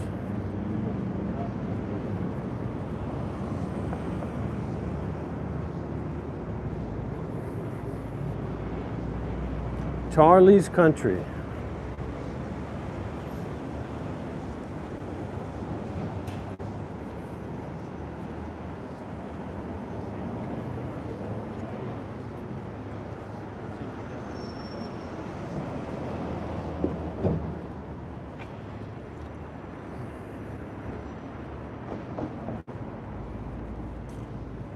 What's this here? This is a shop.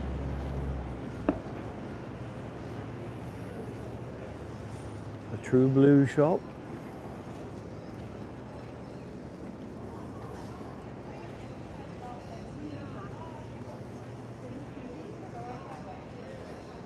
All right, mate. Good day.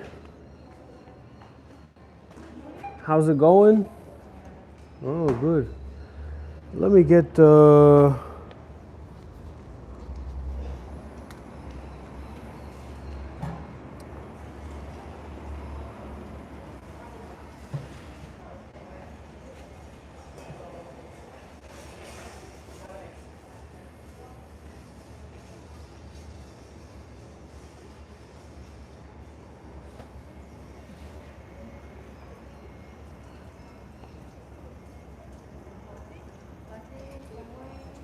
let me get a Ceylon milk tea with a boba. Ice or hot? Ice one? A hot. Hot, hot one. Any sugar? Uh, Hot sugar, full sugar? less sugar, much less sugar. What kind of boba do you want? Only original boba or brown sugar boba? Let's get the black sugar.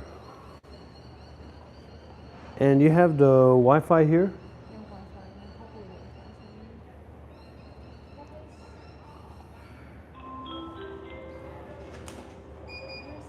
And you from Taiwan or China. you're from China? The Wi-Fi here?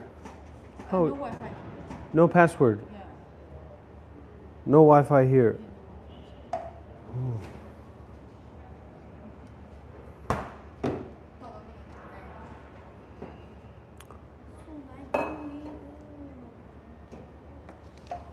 Ui.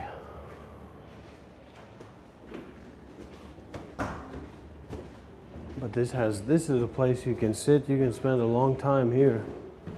A little bit warm, Latin America styling, the lighting. This is a place I can live. But it's okay because I've got the 5G.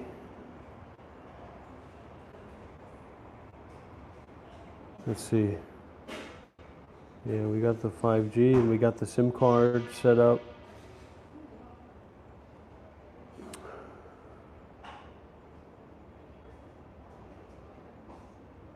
We got plenty of data, as long as there's no, you know what I mean?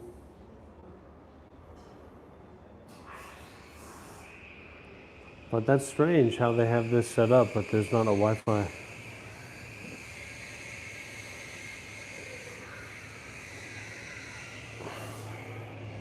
I always wanted to be a hacker, but I never really had the skill.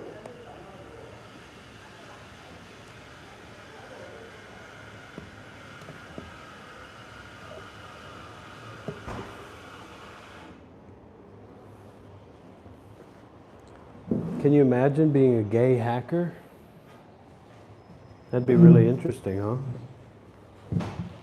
Oh my God. It's a little small.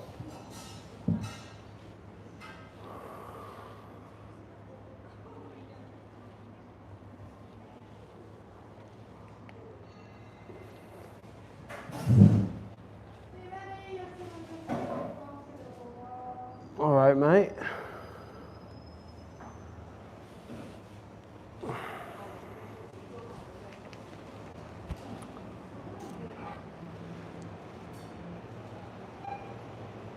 I am not gay.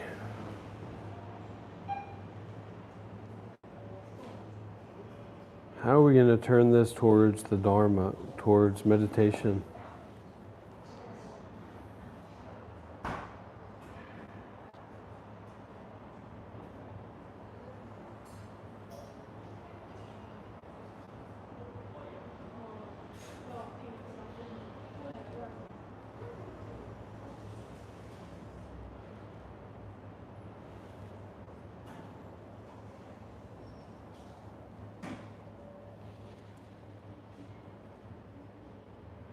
Well, this shop is not set up like that. You can sit here as long as you want. All these chairs, all these empty chairs.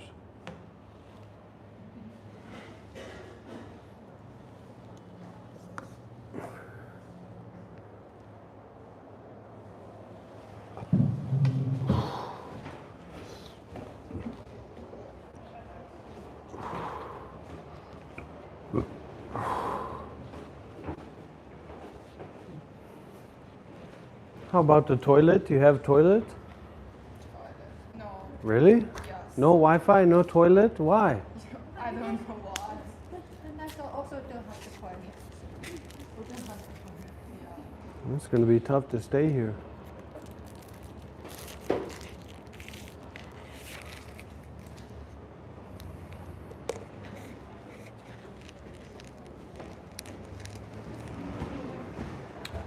Oh my God.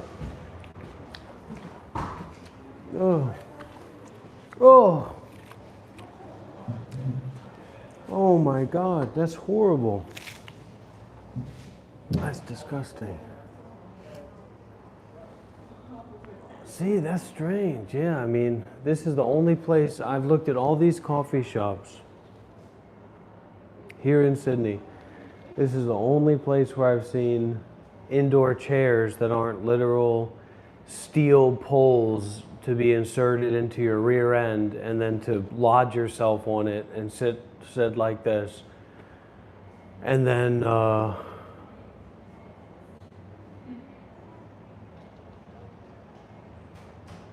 never knew that I had a vendetta against Australia. And there's no Wi-Fi and there's no restroom, but they have these chairs. But what are these desks for? What are these chairs for? People coming here for a business meeting? So there's something wrong with Australia.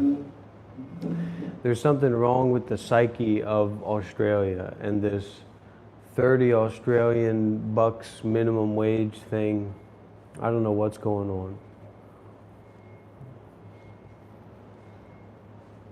But somebody's got to get to the bottom of it. It's definitely not going to be me. So I'm going to have to hold my bowels and my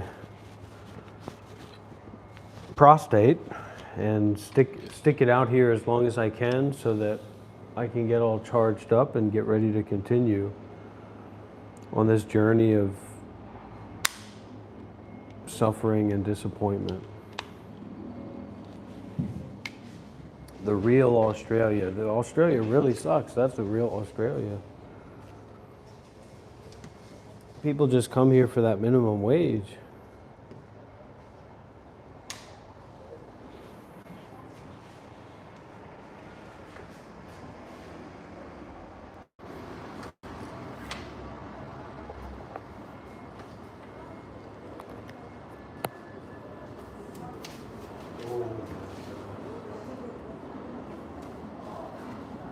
And that tea, that bubble tea is bad as bad can be. That's not real. See, that's what happens when you get so much the capitalism, then there's nothing real anymore. Nobody makes real tea. Of course you make real food because all these mongoloid beasts are starving after they're with all the testosterone and HGH. These coffee shops are serving all this food under threat of duress because they got all these meatheads in here coming over after giving themselves an injection in the gym bathroom to fucking, and demanding meals full of protein. I've had it up to here with Australia. Hey, I'm not complaining. You're not going to find me complaining. And actually it gives you a headache eventually, even though you're just putting on a show. I mean, everything just is as it is. But I don't understand how these economies work.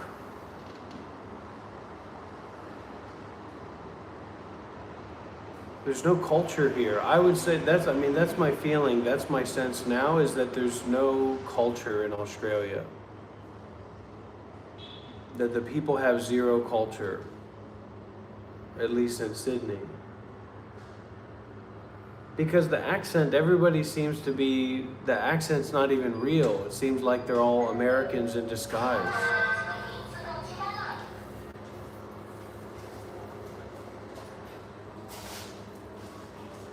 Australia is where Americans come to pretend to not be Americans. I've been dropped into a war zone of Australia, completely unprepared, completely unknowing of what the situation was going to be, and I've braved through it, and I've put on a good face, and I'm still willing to try and to do the work and to help people in Australia. But I have been an emotional wreck since I landed here. My emotions are all over the place in this white, burning hot, kangaroo-less hellscape that they call Sydney, Australia.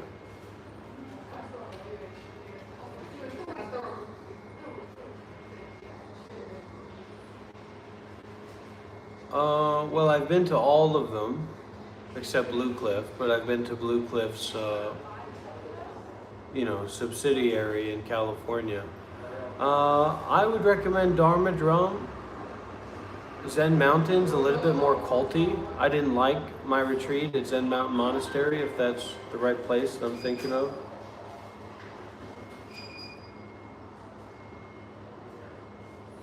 Yeah, I went here, right? Zen Mountain Monastery.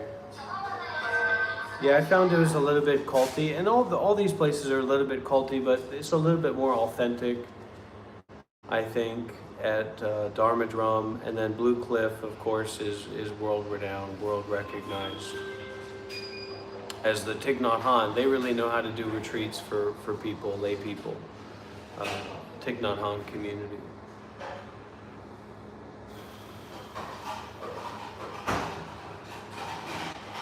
And where's the Fostas, for God's sakes? What they say online, they say the Fostas flows like wine in the bubbles of the billabongs. I haven't seen a single Fostas, for God's sakes. I saw a bunch of roided out white men in suits and popped collars in the fucking streets of Sydney, drinking their prissy boy beer in their wine glasses while they eat their fill. But I haven't seen a single can of Fostas. I haven't seen a single real Australian man with a can of Fostas.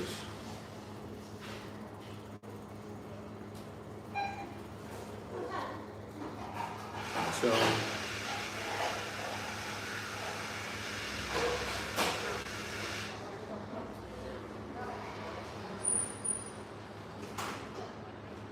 yeah, I mean, think of living in Indonesia or something like that, you know? Next to those trash dumps, those trash piles. Where they burn plastic to make tofu. That's got to be a tough life too.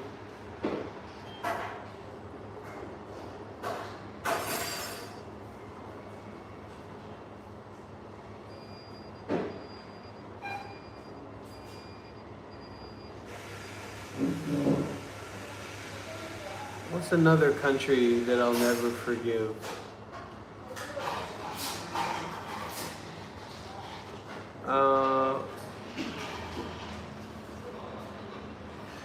India? India's, yeah, maybe Australia is the India of the West. That's what I'd say.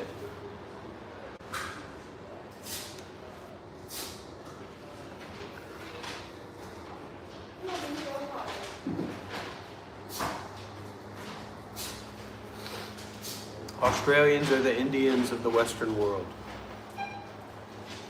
Or Sydneyans.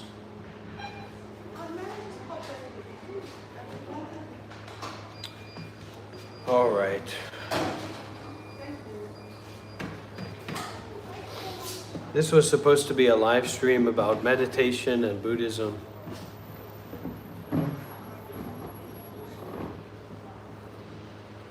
And this has become just me complaining about Australia. Maybe the real Australia was the complaints that we make along the way. I see, that's the thing about Europe, and maybe this applies to Australia too, but I think if you go to the cities in Europe, you're probably it's not gonna be very nice. But like for me, the first time that I went to Italy, I went down into the south of Italy, into Reggio Calabria. where my teacher has a meditation center there, a monastery there. And that's like Eastern Mediterranean, you know, orange fields and the ocean's not far and fucking mountains and fucking Italian villages on mountains and fucking Italian people, you know, drinking espresso and drinking cappuccino. That's a place to smoke a fucking cigarette. But what I'm saying is that I just met some Italians at my $30 a night hostel, the worst hostel I've ever seen in my life. And I met some Italians there, and I said, I've only, you know, in Italy, I've basically been to Reggio Calabria.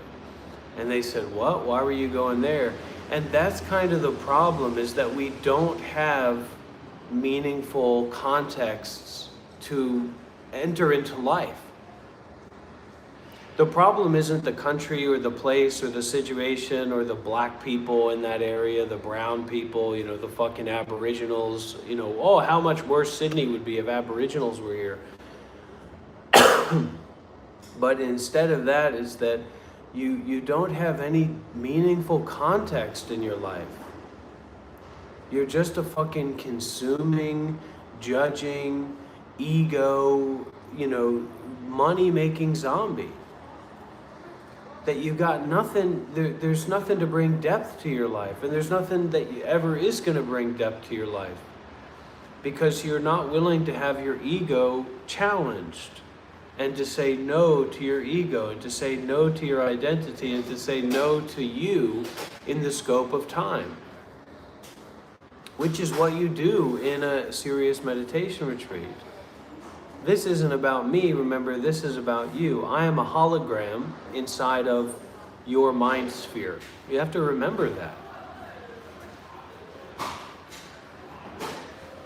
You are a hologram, or you are in a hologram, and that's, you're experiencing this holographically.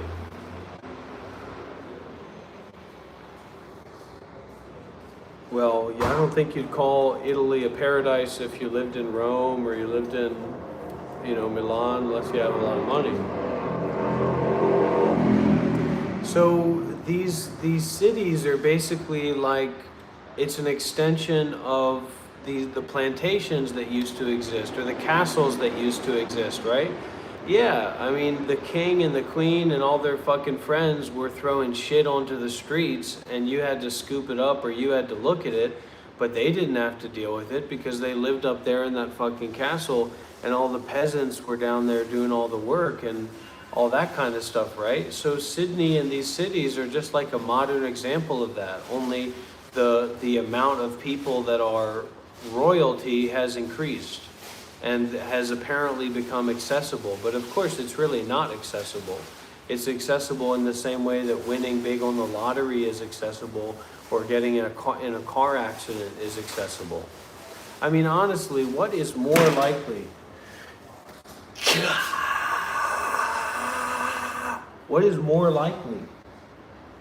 That you'll get into a fucking car accident, or that you'll be able to pay $5,000 a month for rent? And that's not even nothing in Sydney, right? $5,000 a month is chump change. You're living in the fucking streets, right? $10,000 a month for rent. Really, real high-rise life, right? You're much more likely to get in a fucking car accident. And yet the whole system is propagated on this idea that, you know, oh, you know, you can get there. Why would you want to get there anyway? Look at these people.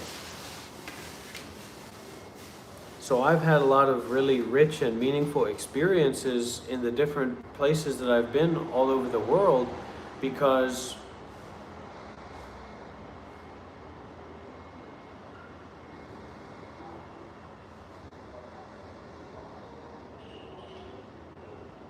I'm concerned with the ending of suffering in the deeper mind and the true mind.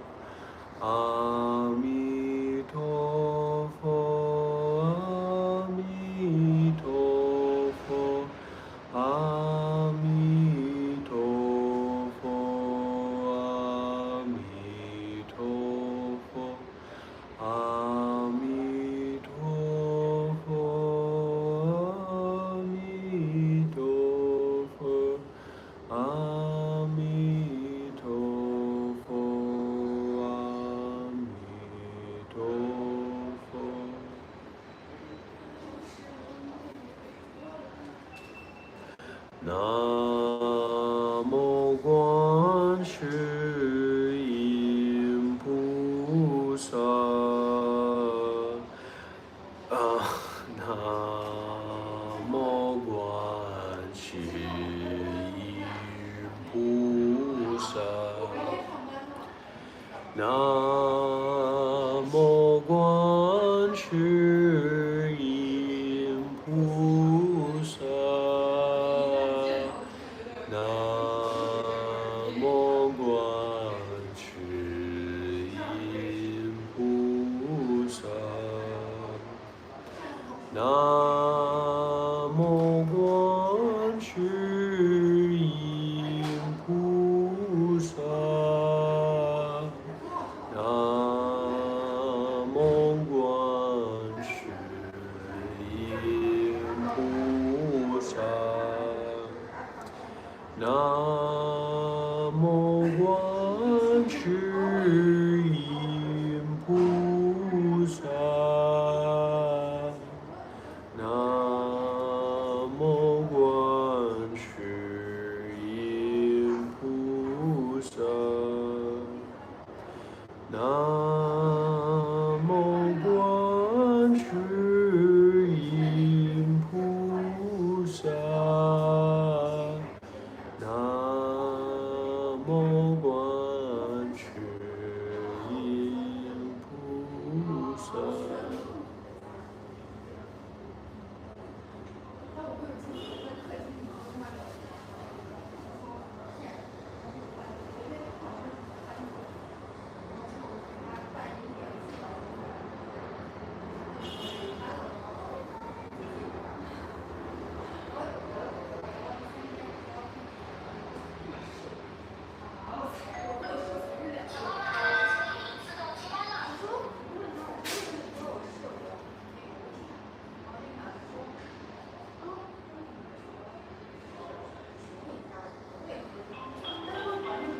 Well, you're going to live in whatever paradigm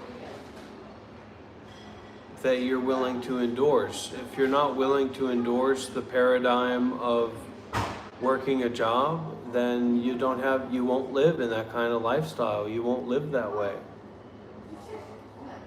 But we are tribal animals in a certain way, and we need leaders, and we need to be ready to listen, and we need to be able to be supported by being open-minded. The problem that we find ourselves in is that our minds are so full of things, so full of stories and identities that actually don't have anything to do with our ancestors or our heritage or our experience, that you can't be told, you can't listen, you can't be a student, you can't be a follower, you can't be directed in any meaningful way. Because your head is full of stories and beliefs and identities that don't have anything to do with you or your ancestors, or experiences that you've had, or that people that you trust and connect with have had. So you just have to stay in the working cogs of, working for money and paying your rent and living alone and all that. Collaboration is extremely restricted. The only collaboration that's happening is the collaboration of corporations and landlords, and that's the main thing. Owning land is just now it's propertized. So owning land, owning property, and having the money. Because having the money allows you to do whatever you want with money. Someone who has a bunch of money doesn't need to use any money. They can live their entire lives on loans easily and never use a single dollar, technically, legally. So it's all just a game, and you can choose whether to endorse that or not, and then be involved with that or not. But you can't just do that by yourself and be some fucking retard thinking about things and making decisions. No man is an island. You need a leader, you need a teacher, you need a community. You need to be able to receive guidance. You have to be less self-fixated. And if you can't start to do that or start to consider that very seriously, then yeah, there's no hope, not just for you in being in community, but there's no hope for the people that you might care about in the future to have access to community, right? Because you won't have any experience in that. You will just have thought about that.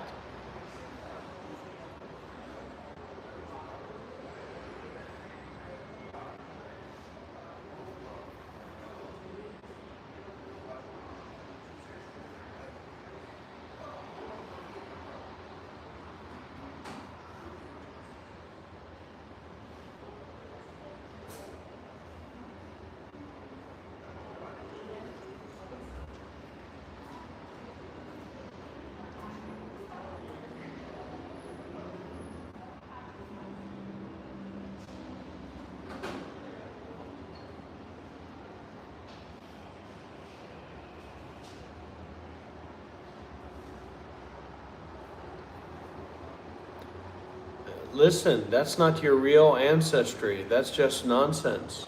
Your real ancestry is your community, your parents, your grandparents, your lineage, the elders in your community, the spiritual practitioners in your community, your spiritual tradition or your communal tradition. Yeah, I'm going to see Vishant. I'm not expecting anything. Because I've trained with the real masters. I've trained with the real enlightened kind of people. So these people like Vishant are probably not going to be that impressive. Because compared to the masters that I've trained with and practiced with, these kinds of people are just not that impressive. Vishant. Let's take a look. Let's load our weaponry for the Vishant exposure. Maybe I'll interview him. Giving motivational. He definitely seems like a real Australian man. I believe the worst thing you can do is become your own enemy and beat yourself up. If you can be, He seems like your a own best friend, like a you can Bhante then find Sujato others kind of as guy. well. But the likelihood is, if you're willing to beat yourself up, you probably won't have too much of a problem in applying that to other people as well. So within, so without. So he's doing well for himself. That's good. So the human condition is that we're quite faulty. We've been programmed in ways that Have you ever been out here, Shelley? You ever visit Vishant? are in some occasions dysfunctional, trying to make sure we never get it wrong He again. seems like a cool guy. I'd like to meet him. I'd like to experience it.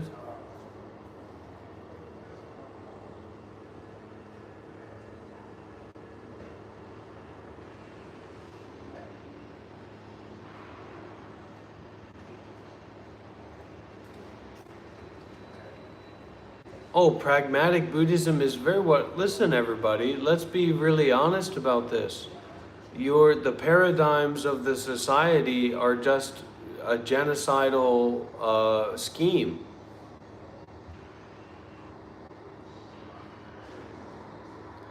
You could have a society that didn't even believe in personal possession, like that property could be personally owned. You could have a society that said, fucking billionaires, no.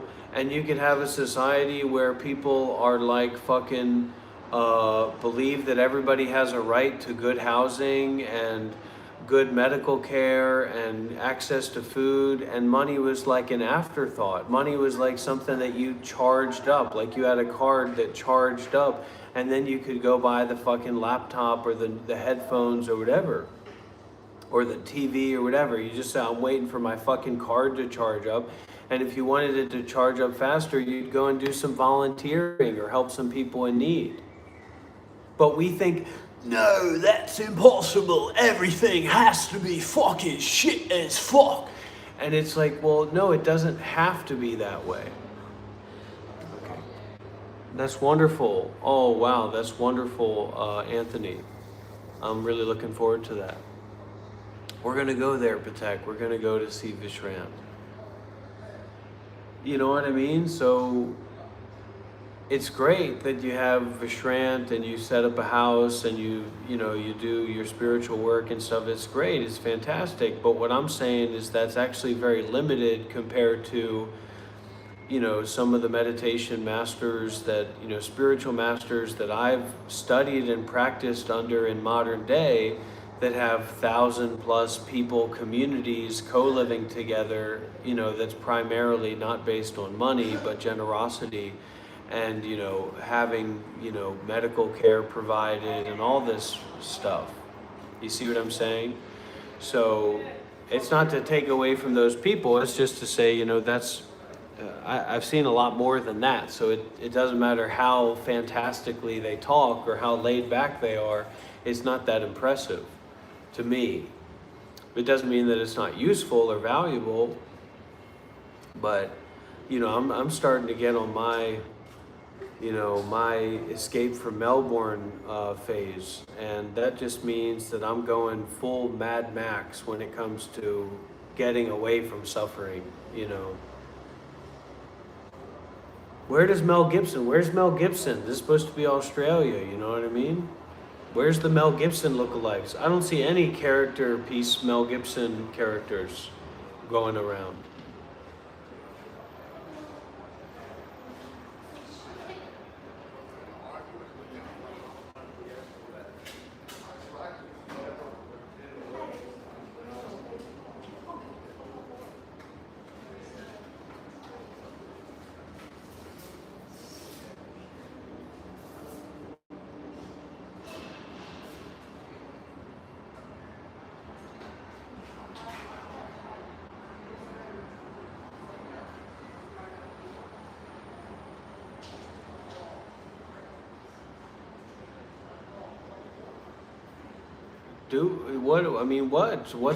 What about kangaroos that get fucking hit by cars? What about that?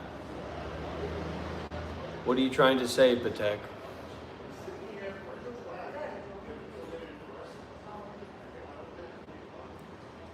They're not causing all the damage. I mean, there's nothing. It's just like saying that we need to lynch Aboriginal people because they want to start a fucking campfire and drink beer at the local park.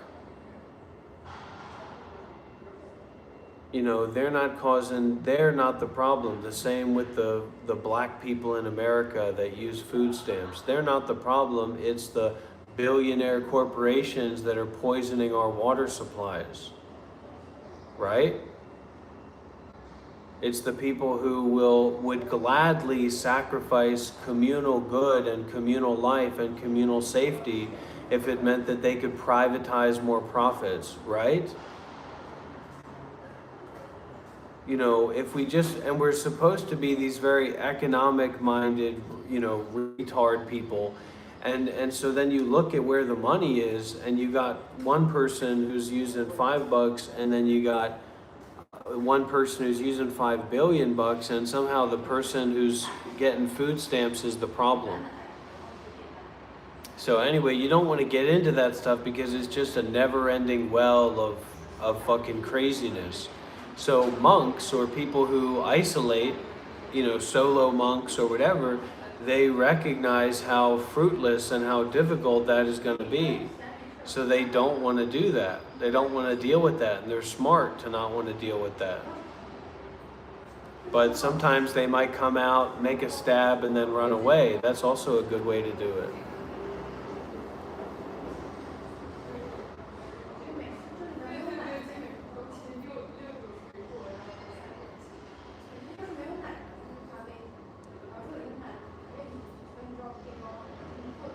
I'm here for seekers. If you're interested in truth, I'm here for you. It's black and white for me. If you're not interested in truth, I probably don't want to know you. I'm here for that. I'm here for seekers. If you're interested in truth, I'm here for you. It's black and white. He's a lot older than me, so. That's supposed to help a lot, getting older, you know? Once you become willing to die, not much bothers you. The thing that we're most frightened of is death and insanity. They're the two things that we're most frightened of. And if you can be absolutely okay with those two, not much else bothers you. Because they're involved in survival. And when you're not trying to survive, Yeah, it looks cool. It's fine. Good.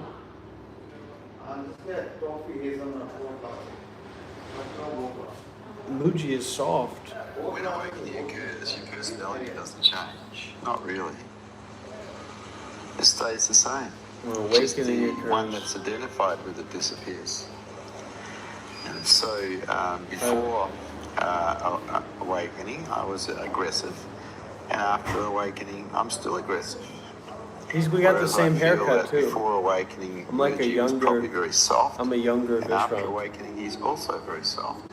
When awakening occurs, your personality doesn't change. Not really. It stays the same. He followed Osho. Are there any on the ranch here Yes, that are like? there are. Would you be prepared to name any of them? They will remain anonymous because it is dangerous. I declare somebody is enlightened only when he is dead. Because with dead people it is good, nobody feels jealous. That's true. Yeah. You know, so like people look at Osho and what Osho started up, you know, he made a bunch of communes and he made a bunch of, you know, groups and different things and he rolled around in Rolls Royce. Well, you know, so what? How about not thinking about that? I don't know what that guy's talking about. Indian law. Who cares, man? These people are fucking crazy.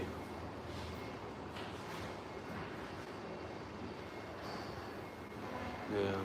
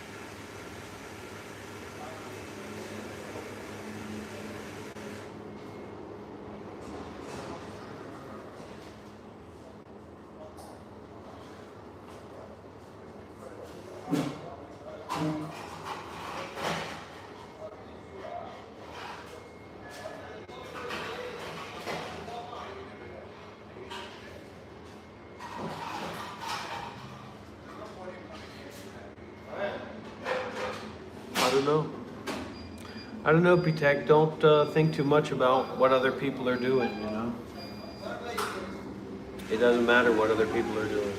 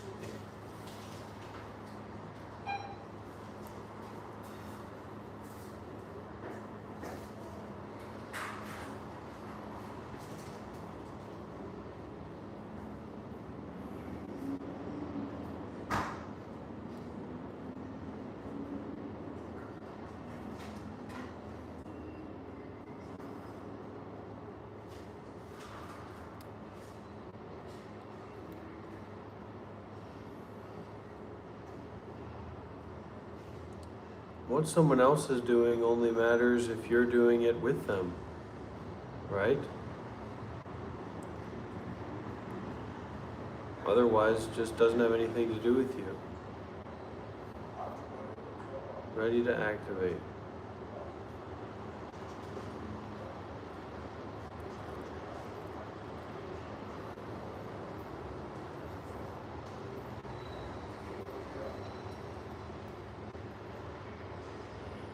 I stayed at a hotel, well, a hostel, or a bunkhouse.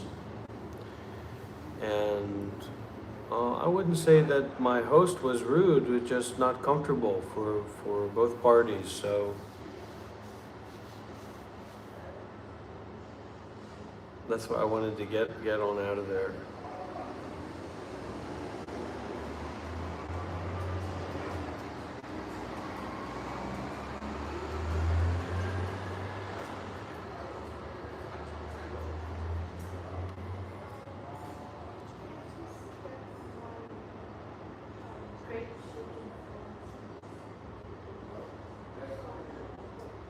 And now I'm just here waiting to find a coffee shop that has a toilet and go from there.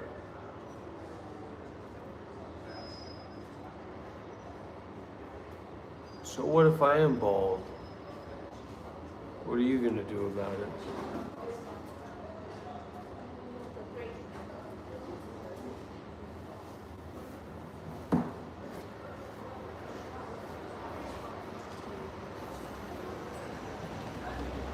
Well, you know, Ajahn Nyanamoli from Hillside Hermitage said that you have to be a Sotapatti to practice the Eightfold Path, and I think right meditation, you can't practice good, real meditation unless you're enlightened, or unless you're a Sotapatti, or unless you have right view. So if you don't have right view, you can't practice right meditation. Is that right?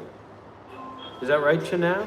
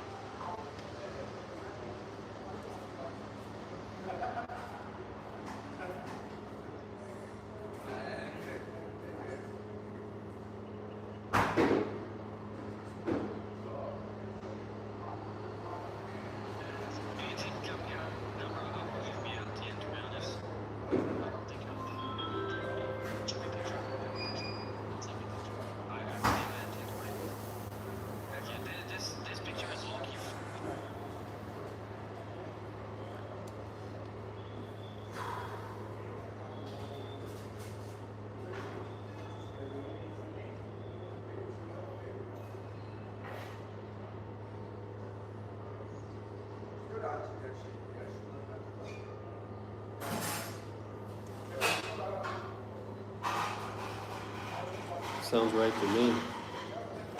Virtue, restraint, knowing what your motives are.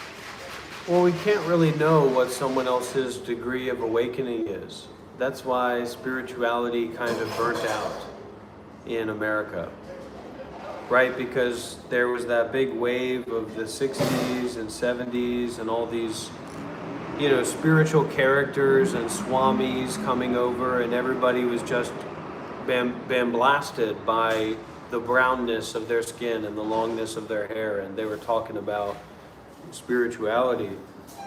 You can't really know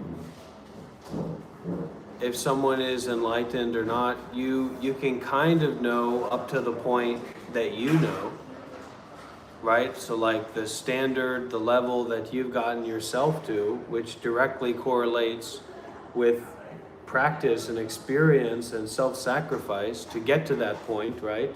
You're not just magically getting to a point. That's just some idea you have about yourself. But ultimately you can't know. You don't know.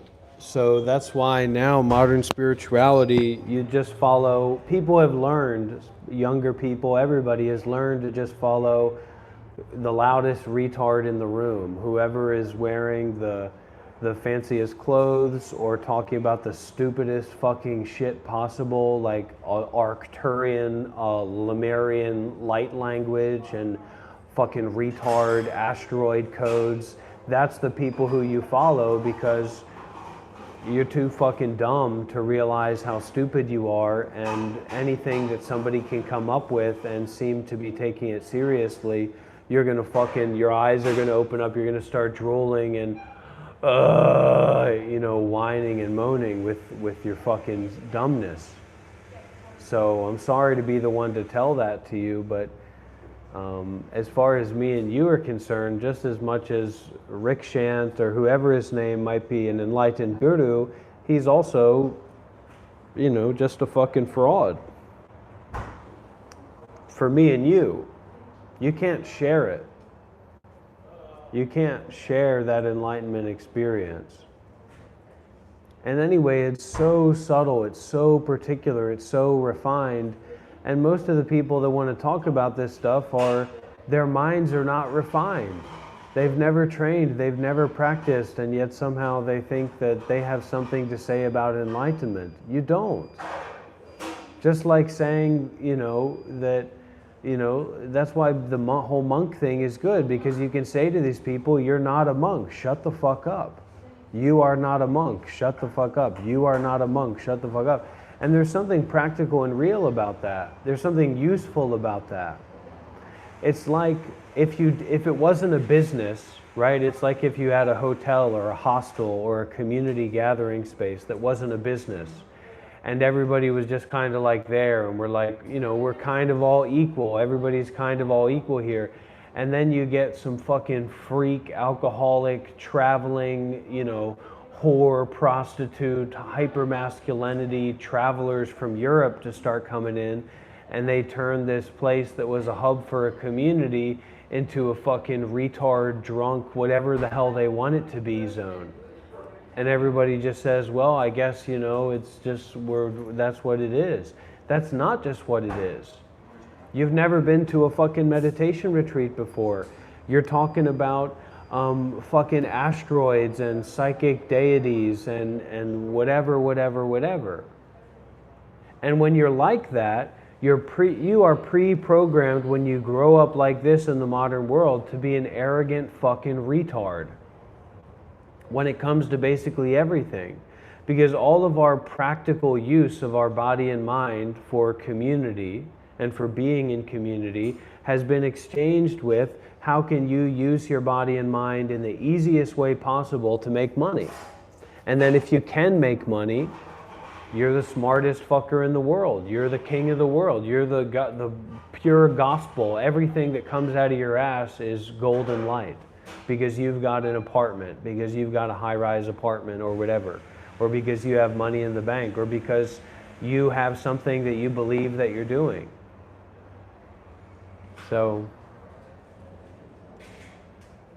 you're probably a lot less interested in this than you would think that you are.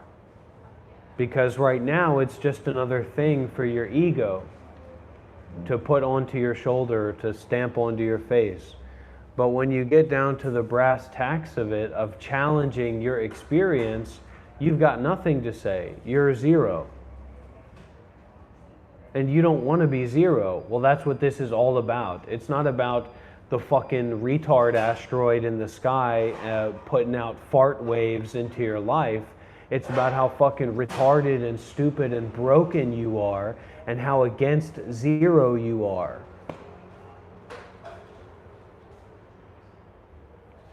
That's the God's honest truth, that's the sad shame. But that's the way that I'm teaching, that's the way that I'm sharing, so, let me do that. I'm allowed to do it this way.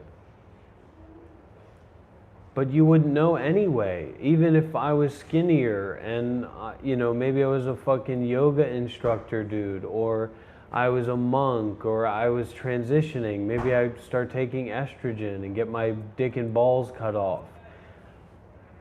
There's all kinds of different characterizations that you can appear as, but it doesn't mean that you're going to be able to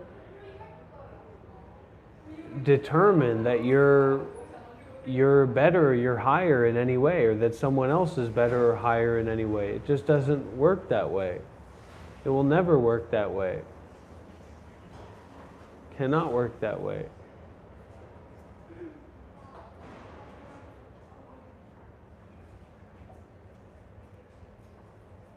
What do you know? You know that you like sex. You know that you like feeling good. You know that you like alcohol. You know that you like people liking you.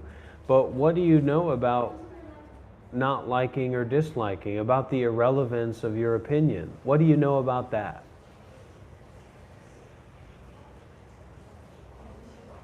And how much are you willing to practice that? And I can't get involved with these people because it's a dead-end street, because this is not what you want. This is your end. This is the ending of you. You can't want this.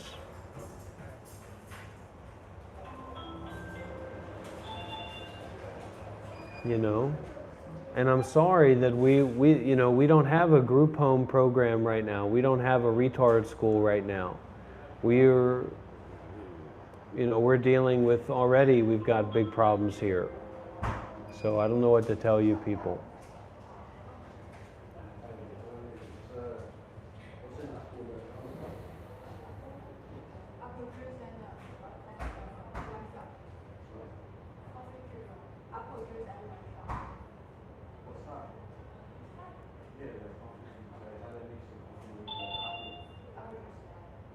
We're planting seeds for a new community.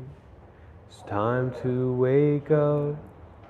There's a chance for you and a chance for me to really wake up. Wake up. Wake up. Wake up. Wake up. We're planting seeds for a new community here in Sydney. We're planting seeds for a new community in Australia. Wake up. Wake up. Wake up. Wake up.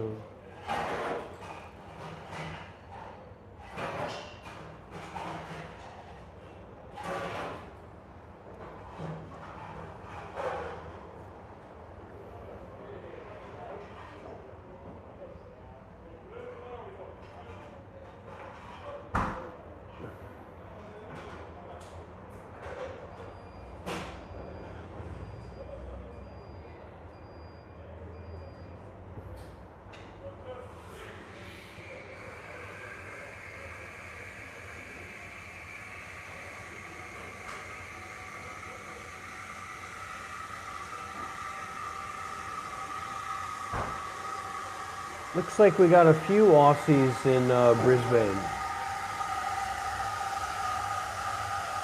Good, P-Tech. That's a good reason to make a major donation to this institution and to this work. Okay, P-Tech, you're figuring it out. You're seeing who I am. So I need to make sure that you're going to be a good donor and a good supporter. I know what I'm doing. I've got it figured out. That hurts. I've got it figured out. I've got it figured out. I'm seeing the people. I'm spending time with people, and all I got to say to you is shut that fucking mouth up right now. I'm in charge. I'm the boss. I'm the teacher. I'm the leader. I'm the controller. You got to make people pay money to get it to be able to speak to them like this. Because otherwise, everybody thinks they're doing you a favor by listening to you. Nobody here is doing me a favor by listening to me. That's what got me here in Australia. It's the opposite of a favor. It's a fucking curse. This whole YouTube channel, this whole career is a fucking curse.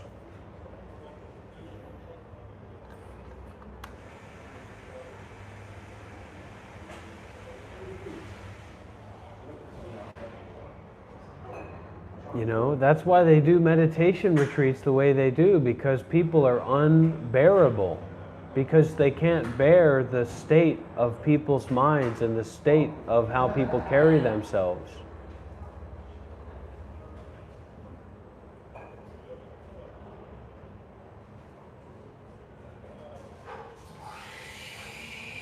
You want me to come to Brisbane? Organize a fucking Brisbane meditation retreat.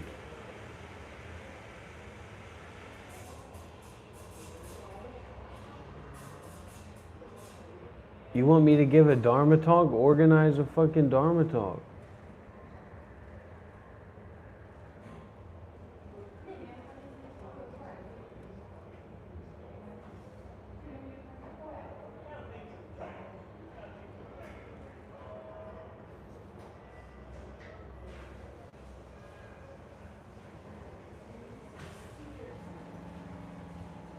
Shut the fuck up, Luke. You are the biggest loser in this community, Luke. Shut the fuck up.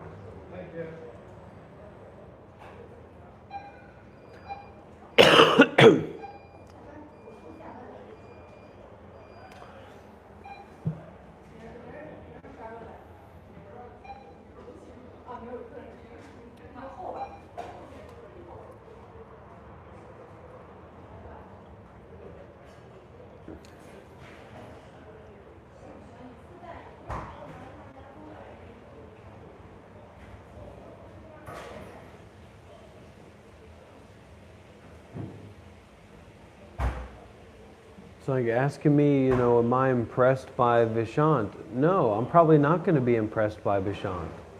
I'd be very surprised if I was impressed by Vishant. But the real question is, why do you care? Why does it matter if I'm impressed by them or not? You have to look into your own intentions and your own experience. That's what's important.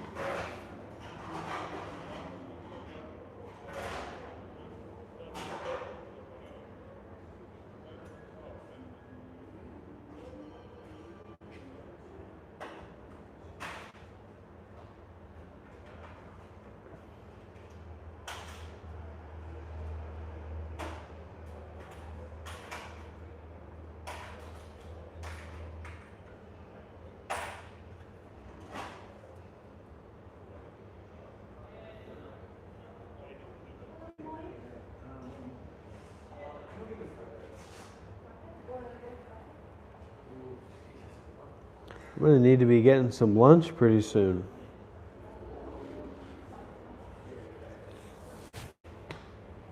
I'll have to find a fucking cafe that doesn't have a steel pole as a seat to sit on, to shove up your ass and sit on.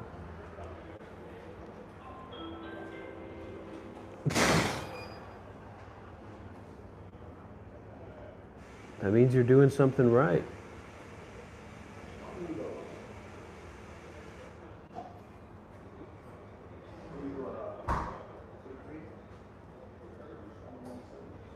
It's time to give it a break, everybody.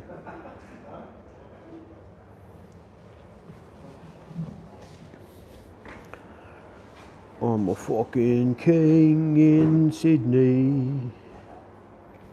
I'm a fucking... Where's Daniel Craig's house? You guys ever seen that movie Romper Stomper? You guys see Romper Stomper? The Nazis? The Australian Nazi guys? I don't remember seeing them beat up Aboriginals in there. That might have been too close to home.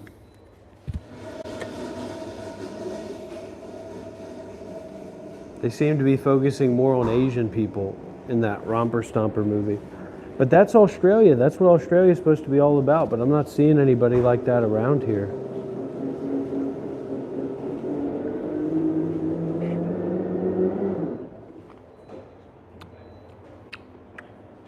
You know, Mel Gibson yelling about Jewish people.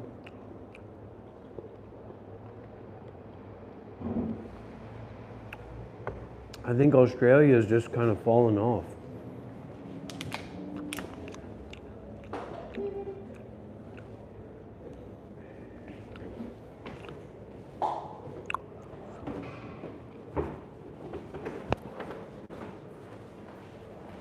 All right, mate, fair dinkum.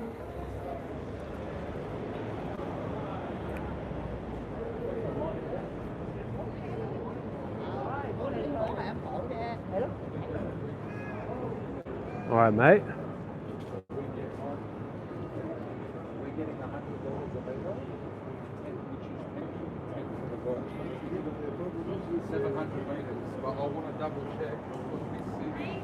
Good day, mate.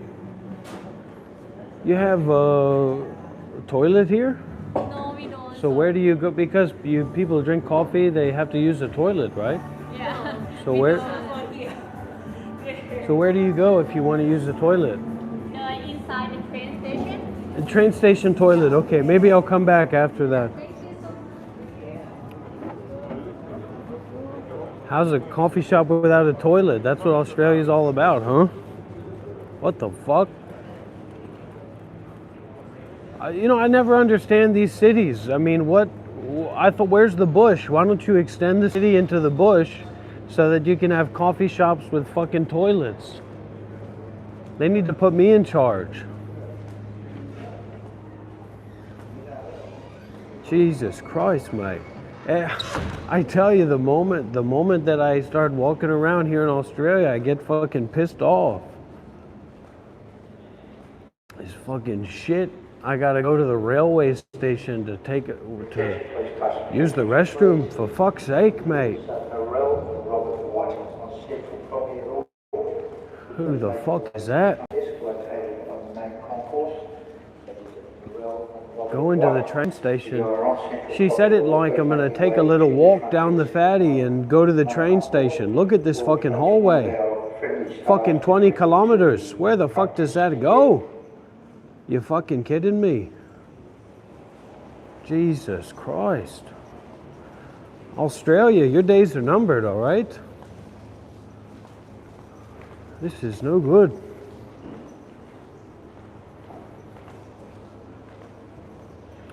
Unless you got some fucking nice apartment, I wouldn't want to live here. Fucking hell. She said, oh, go down there. She said, go down there, your toilet. It's a mile. It's a fucking walkabout to the toilet from the fucking coffee shop. I'm gonna shit my pants before I get in the toilet. Or maybe it's over here. Jesus Christ. What kind of place is this?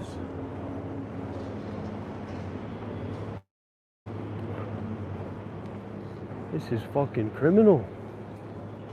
What Australia has become. And see, instead of talking about the coffee shops with the fucking, without toilets, all they want to talk about is the fucking brown people, and that's fucking retarded. Where's the toilet for the coffee shop? God damn it. Oh, it's the Aboriginals. The Aboriginals are the reason that there's no fucking toilet in the coffee shop. Is that right? It's the Aboriginals' fault because they want to have a fucking campfire, eh? Jesus Christ. This is, you know, it's like they're trying to become New York City or something. Trust me, you don't want to be New York City. Maybe you do. I don't want to be in New York City.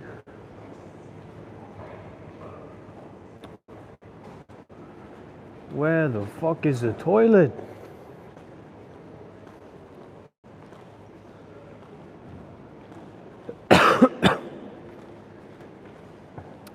Oh yeah, because I'm to blame for what they did to the Aboriginal people in Australia. I'm the one that needs to be beaten for what the treatment of Aboriginal people in Australia. That makes fucking sense, mate.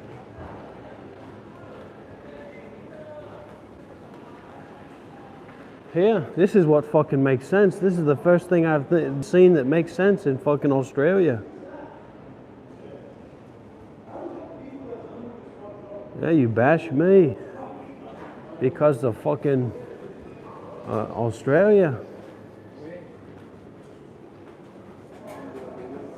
If I get bashed hard enough, at least I can take a fucking a doozer. For God's sakes. What the hell? I'm fucking done with Australia, mate. I'm taking a fucking one flight home. Boy, look at this. Why didn't they put a fucking toilet here? Jesus Christ, matey. What the fuck is happening to me? God damn it. This is fucking crazy as hell. And that coffee shop that I went into after the first coffee shop, they also had seating in there. So the one coffee shop, two coffee shops that I've seen where the seating isn't literal fucking steel poles to shove up your ass, is they don't have a toilet and they don't have Wi-Fi. What the fuck, mate? The fuck is happening in this country?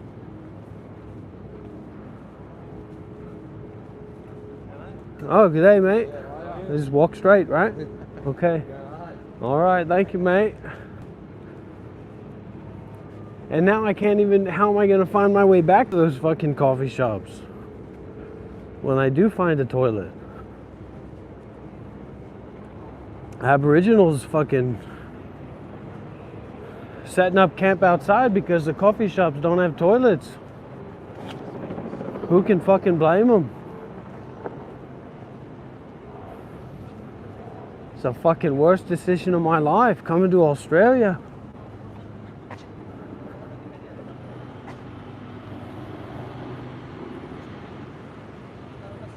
You won't find me immigrating to Australia. You won't find me overstaying. I'm just taking everything in my bowels to keep from getting the fuck out of here right now. I need a fucking beer and a cigar. A fucking tobacco pipe, mate. If this one doesn't have a fucking toilet, I'm gonna fucking go ballistic. Alright, mate, you got a toilet here? No toilet here. What is the policy in this area for no toilets? Go this way. There's a building at the back. What the fuck, mate? What kind of place is this? I'm gonna be an Aboriginal before long. Fucking aboriginally shitting on the fucking street in Sydney.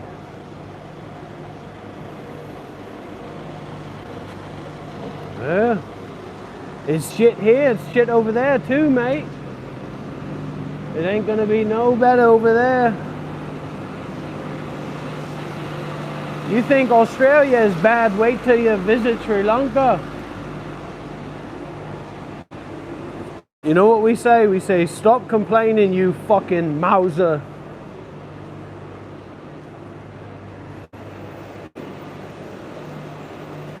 You pass your fucking exams.